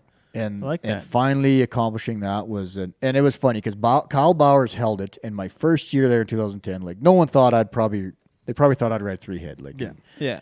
And I think I won second or third in the average that week. Like it was just awesome. It was just weird. But Kyle, he's like, you're the little son of a bitch that will do it. And it took me 10 years, but finally did it. Or 9 years, finally did it. Be a cool feeling. Yeah. And that was cool. Was that Edmonton or Red Deer? Red Deer, yes. And so he held the record in Edmonton, yeah. And you had it on, was it not Virgil too? Virgil, yeah. And were you 91? 90 and a quarter. 90 and a quarter. Yeah. By a quarter point. By a quarter point. And he got it on. He got it on Coconut in 2003 in the afternoon at Edmonton. Yep. Yeah. Yeah, it was 90 points. The 4th perf, right? Yeah. 90. Yeah, I don't know what round it was. Yeah, but I think it was afternoon perf, like afternoon on Saturday. He won Canada that year, I think. Anyways. Yeah, so, that's cool. It was. I'm pretty sure I'd bet money on it being 03 and an afternoon perf. I'd have to look back. It was 03. Saturday afternoon. Yep. Yeah, pretty sure. Yep. So 90 and a quarter on Virgil. And, so that was and yours was Saturday night or Sunday? No, the first round. So it would have been Wednesday or not or Tuesday. Second round. Yeah. So Wednesday in Red Deer. Okay.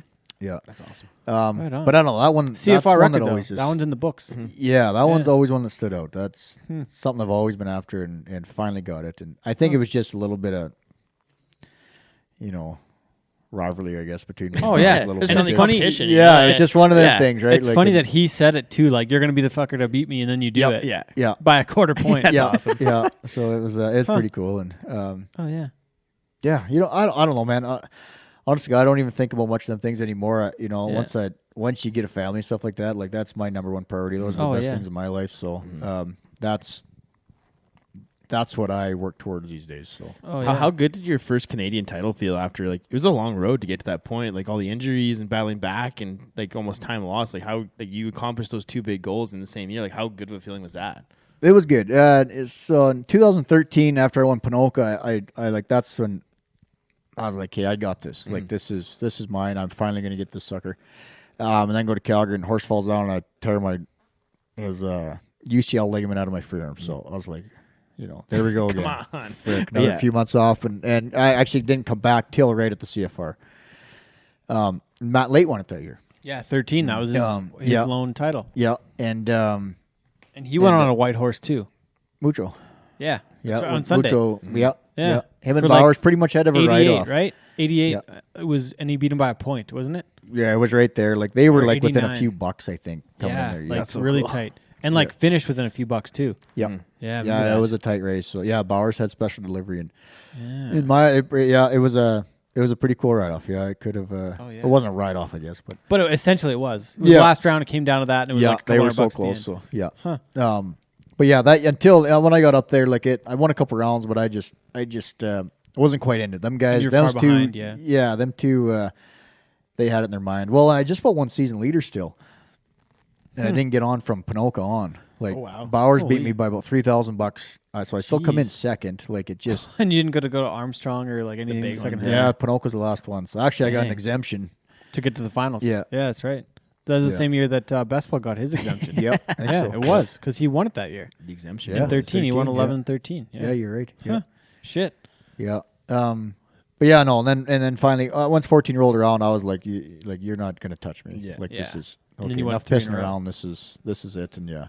What about the year Seth won? I thought you had that one wrapped up, and then he fucking won. I slapped Virgil in round 5. That okay, that's right. That one cost me Sting a little bit. Yeah, that one hurt a little bit. Yeah. That one cost you the 4th though. Yeah, I lost by $700. Yeah. Damn. So it come down to Sunday too. I had to win the round, and Seth couldn't. He had to win 3rd or less. Yeah. And he won 2nd. Oh, okay. Yeah. Bitch. And you won the round still, but he won 2nd. Yeah, so it's $710 or something like that. But and he only got 5 of 6. He had 6 probably. Yeah, I had a pretty good lead coming in. So you know what, like Seth just kicked our ass that week. It was just one of them. It's like how it goes sometimes. In 2012, like Dusty the Valley coming with a pretty good lead, and this freaking wild little redhead from Wyoming showed up there named J.R. and just jumped out, won the first 3 rounds. Yeah. And didn't give kicked ass. Shit. Yeah. And whooped our ass bad. That's awesome. And junior. And then he went on to Vegas and did the same thing. Like, he just killed it down there. He didn't win the world that year, but he won. Like, he was way up there. He was pretty high. 3. Yeah. So we talked about some of the highlights. How about some of the lowlights? Was one of the shitty ones had to be Vegas when you're winning the average and get that's out. The one that always stands out. Yeah. That's the one that hurt me the most. After not winning Canada that year in 17, I actually I was just pretty pissed off myself, and honestly, like I didn't work at it that year going into the CFR like usually. I pissed off and went hunting all fall and gathering cows, and I just didn't put the effort in, and it showed. Won a couple rounds, but that was it. But yeah, going into Vegas there, like I think I got home. We got home Monday.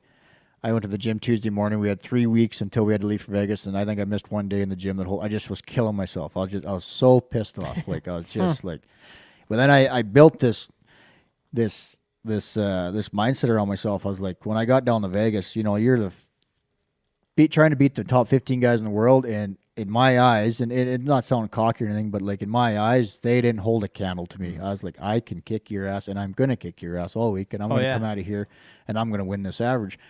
And jumped out, won the first round, exactly how I visioned it, everything, and it just went from there, and then that happened, and it just. And I'm a big believer. If that didn't happen, I would have won that average. Like I've never had a drive like that in my whole life. Like it was pretty cool week. Yeah. And you had the work you put in back to back it up too. Like I think it's easy to go into a week like that with that mindset, but you put the work in and came into it with I was just in 3 weeks. It's not it's not like it was 3 months or 6 months, but it was just one of them deals. I was just like busted your ass. Yeah, but it was just getting the mindset wrapped around there finally, and I needed that kick in the ass. Like I needed that, I needed that boost, and I needed that loss. Yeah. You know, and you watch like them UFC fighters like George St. Pierre, like when he lost to Sierra that time or whatever and lost his belt, he never lost again, right? Like that's just. Do you think that going to less rodeos though put you at a disadvantage to hang on and be tough for the 10 rounds at the finals?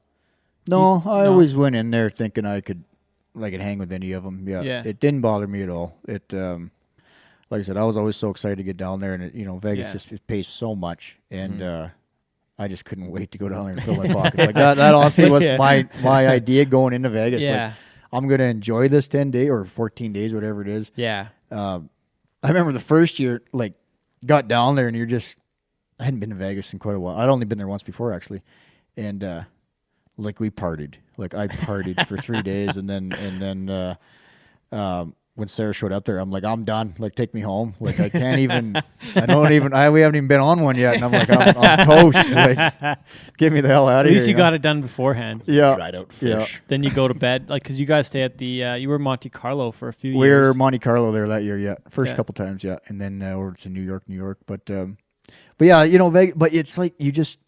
Well, it's obviously the oxygen they pump in all those hotels and stuff. Oh, like you're awake, and when you sleep, you sleep hard, but you're up and at 'em, and then your party crowd leaves, and you're like, finally, and friends are gone, and the next batch rolls in, and you're just like, and all they do is hit you up the whole time and want to go, and and you're there for a good time, right? So you earn you that live part of it too, right? Yeah. Which year was it that you and I went to the gym for a bunch before the finals? Was that 15, 14, 16? I forget what year it was, but you and I went to the gym with Mark there a bunch for like a month or two, like a couple months. 15, I think. Yeah. 15. Yeah, I missed the finals that year by about 4,000 or 5,000. That was obviously my own fault. I just just didn't really want to be rodeoing honestly that time, and it was hard. But same thing though. Once I missed that finals, that was a kick in the ass I needed, and went on the CFR and had a hell of a CFR, and then actually had that cinch shootout. Won it. Won the year, and Bennett won the average. Yeah. But you still won Canada. Yeah. But they had the cinch finals, like the in grassroots Vegas, finals. Or the Boyd shootout, you mean? Yeah. Yeah, and that's where you rode Virgil for 94. Yeah, and I went down there, and I was like, you idiot, you should be in that other arena. Like, there's no excuse for yourself. And you were like 17th, right? Way to motivate yourself. Yeah, it was, and I went there and 40%ed it, and I was like, frick, I told and you guys won like I 10 should grand. be in that other arena. Yeah. But, sometimes you just need that. Yeah, I guess for sure. I don't think I have anything else, Wacey. I'm just gonna look here quick, but if you got anything else, no, this has been awesome, man. It's so nice to sit down with somebody and have a real conversation of bullshit. It's great. How's your head doing? As a bareback rider, being like you guys hit your head more than a lot of guys, really. For sure. Some of it comes with the whip, like kind of when you're getting kicked back a bit, but like how's that going? I'm curious about that. For myself, it's going good. I'll be honest with you, I've had a couple scares like where I thought it was going to be worse than it wasn't, and no, good. It's just being aware of it, I guess, and trying to prevent it. I've known the last few years I've changed my neck rolls around and stuff, and actually that was an issue for a while. You had to change it because that was a problem too. That was a problem, yeah. And then actually when I hurt my knee, I hit my head really hard too at the same time when I did my knee. That night. Yeah. And that was something I never did bring out, I guess. I didn't know too much about it, but it one of them things. But with the head deal though, it bareback riding is a rough one, guys, and it's I don't know. You see guys now, and I can see guys, and having some old buddies that have retired, I can see the consequence of it, of concussion syndrome or whatever. But I see guys now, and they get off, and you can just tell they're not there, right? And but they're not aware of it. You ask them, they're like, "Oh, I'm fine." And you kind of want to go over there and tell them and show them, like, "No, this you're is not not. right." Like this is, yeah. But that conversation's changed so much over the past few years too. Right? But hats off to the sports med team. You know what Brandon, Tommy, and them guys are doing. Like, I wish it was 10 years ago. I think from here on out with what they're doing with this. The sports academy and everybody that things they're doing like that, it's going to help our sport a lot, and you're going to see a lot more longevity, and especially probably more seasons like yours where people go to less and do more at the ones they go to. Yeah, but just in the proper help too from there, right? And they're going to be able to pick up on the things too. Where in the past. Like I remember, younger when you got knocked out or something, and you'd go to the doctor and you take 2 weeks off and you're good. Like we're going again the next week. Like it's for sure. Yeah. Wait, so we got one more. I have one more before the last one. What do we got? How long? 3 minutes. Okay. Well, how much money have you spent on straw hats over your lifetime?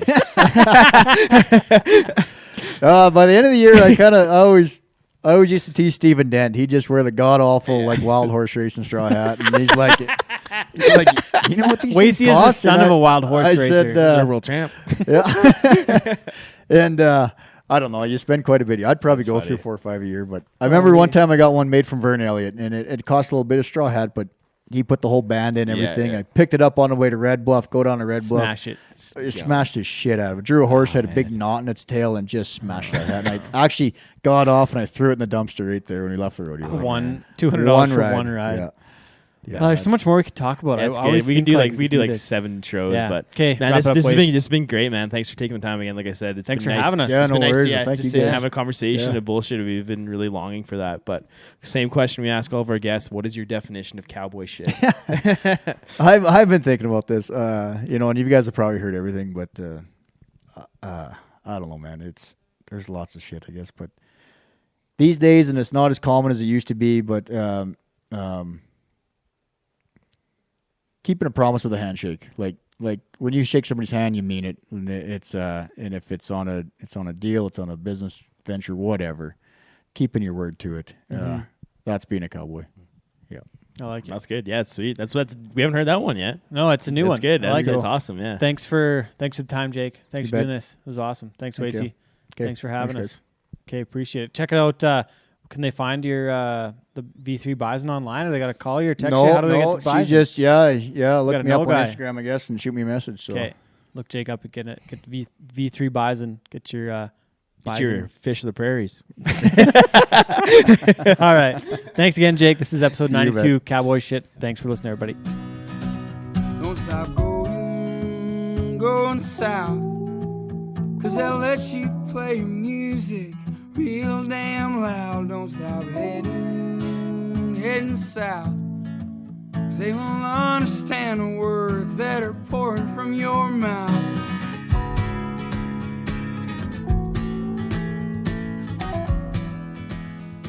Welcome back. This is episode 92 of Cowboy Shit with Ted and Wacey. I'm Ted. He's Wacey. Thanks for listening, folks. Thanks for Jake Vold for being on the show too. That was man, what a fun interview.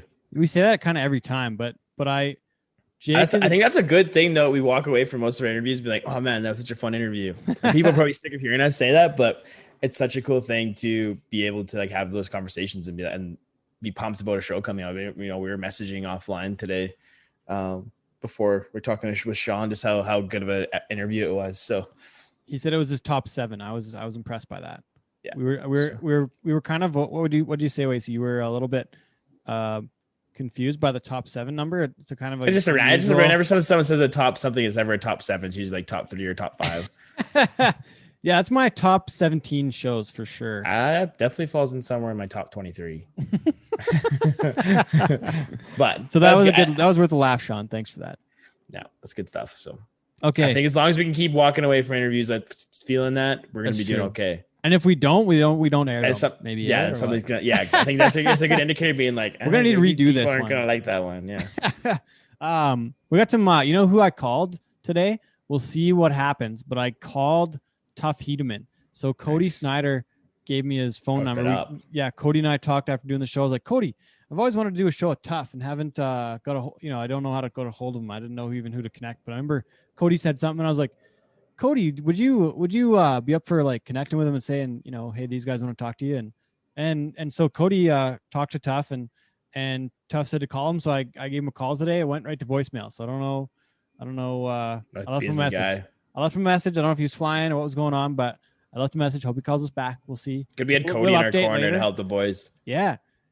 So we'll update after that. But kind of excited about that. But thanks again to Jake. That was I really enjoyed it. A lot of cool stories and just a fun chat. We kind of Jake and I kind of talked, and I didn't know where he was at with everything. Just moving forward, right? Like he's happy being home, and he could have been a world champion at some points, I think, and he rode well enough. But I think the only detriment was just not going enough. And I don't know if he really cared to really be a world. I think I don't want to say that, I don't know if he wanted to be a world champion, but I think if he wanted, he had his process, and he didn't need to go outside of that for him to be successful. I think he was still. I guess that's a good way to put it, Wacey.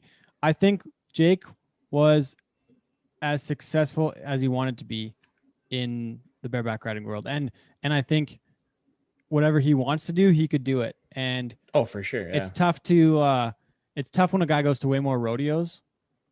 When a guy goes to 50 more or double the rodeos to catch up to him.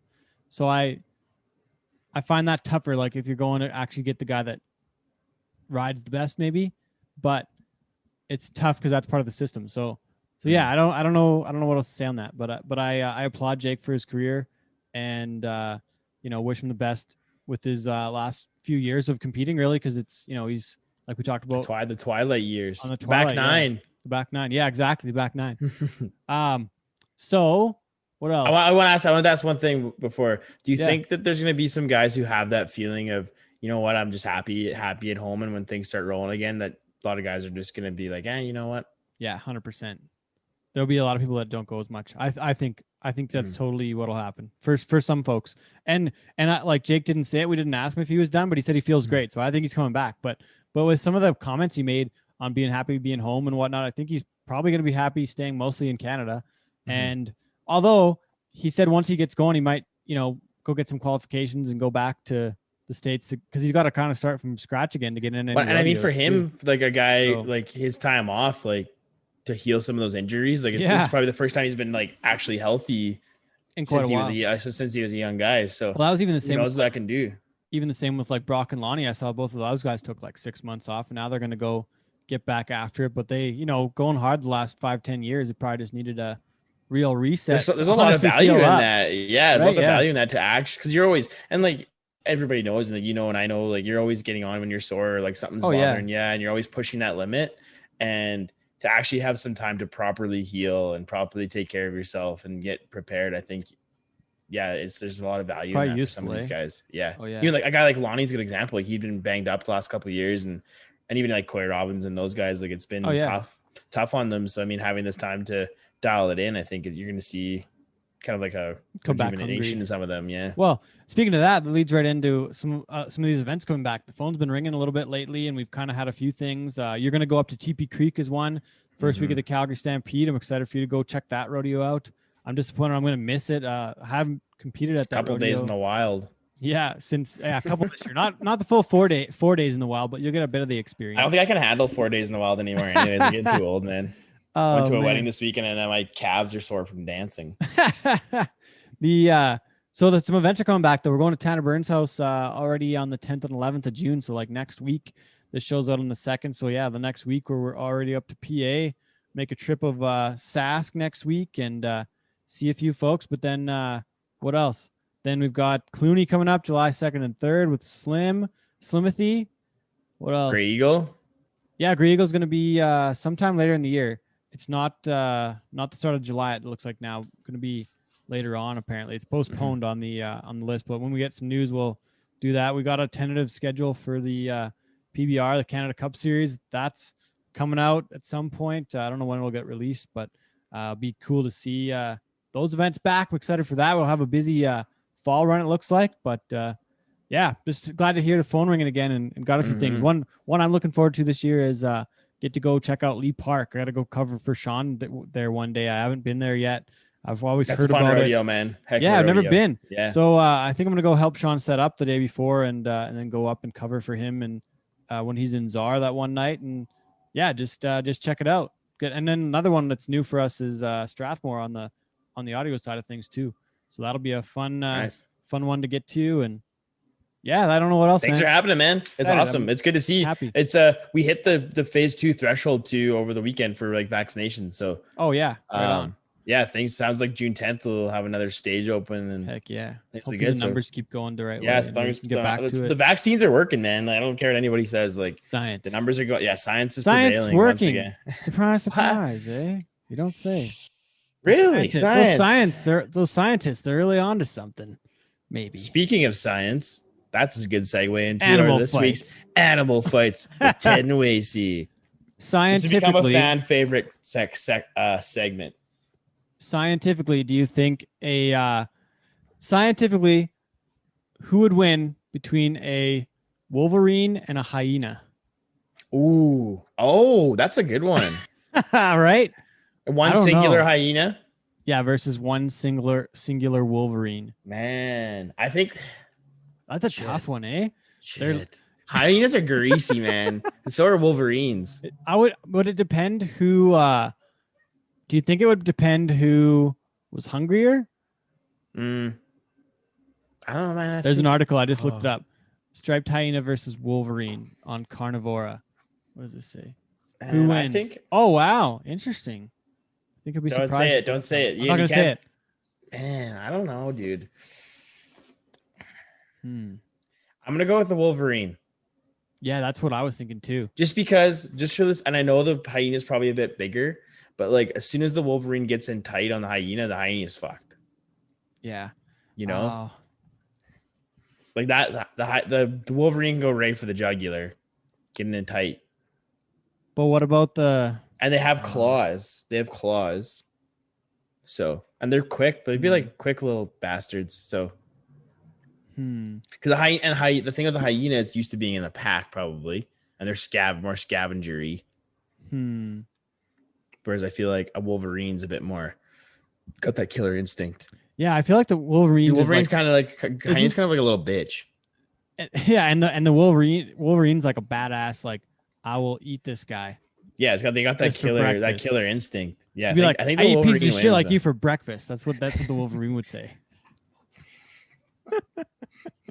It'd be more like the other way around because the hyena's a bunch of scavengers that'd be like chirping, and the hyena be like, I eat pieces like shit like you for breakfast. The Wolverine like, you pieces of shit for breakfast. Oh fuck. Okay, so this carnivora.net, the votes so far, there's only been 18 votes, but 15 people think the hyena would win. But I don't know if they ever come up close to a wolverine. I don't know. I mean, I don't know. We'll leave it up to the people. Tell us what you think. I think Wolverine wins that fight easily, but I could be wrong. Yeah, I'm with you though. I think it's a Wolverine too. I think people voting on this I think it's Bush League. They've obviously never encountered a Wolverine in the wild. Yeah, I haven't either, but yeah, neither have I. That's the adult Wolverine is about the size of a medium dog. So usually ranging from 26 to 42 inches, weight of 12 to 55 pounds. Exceptionally large males can weigh up to 71 pounds. However, the Wolverine Foundation claimed the largest wild Wolverine they have verified is 45 pounds. And the hyena, this might be tough, Wacey. Adult weight can range from 49 to 120 pounds, averaging out about 77. So the Wolverine's punching up on his weight class, a little bit higher weight class, a little tough. But I think it's like, yeah, I think I'm with you though still on the Wolverine. I think he's going to be a mean bastard. Sharp little teeth on him, sharp paws. He's stocky.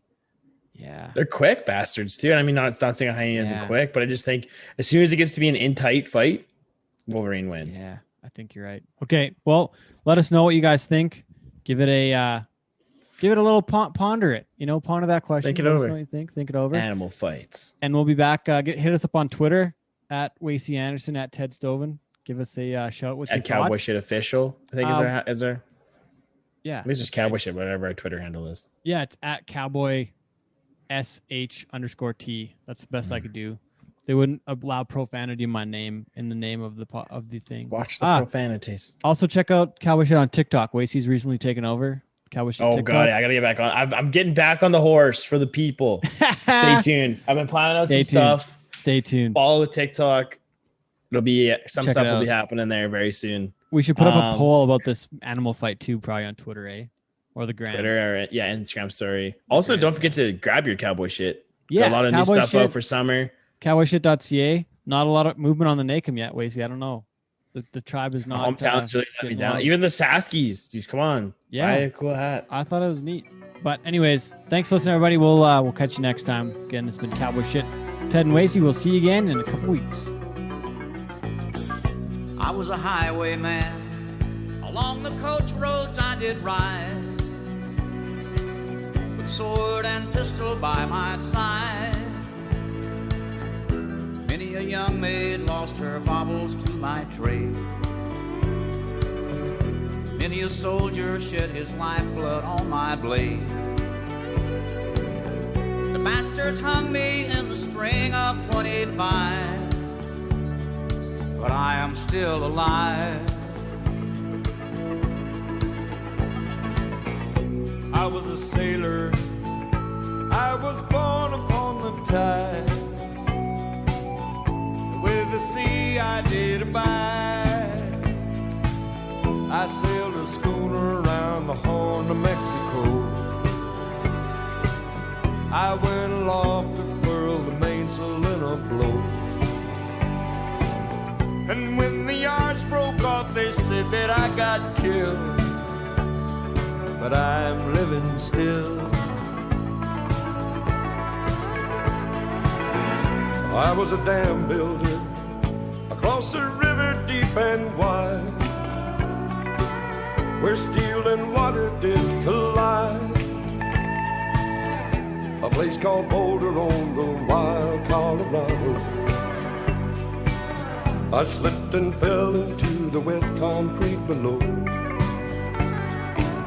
They buried me in that great tomb that knows no sound. But I am still around. I'll always be around.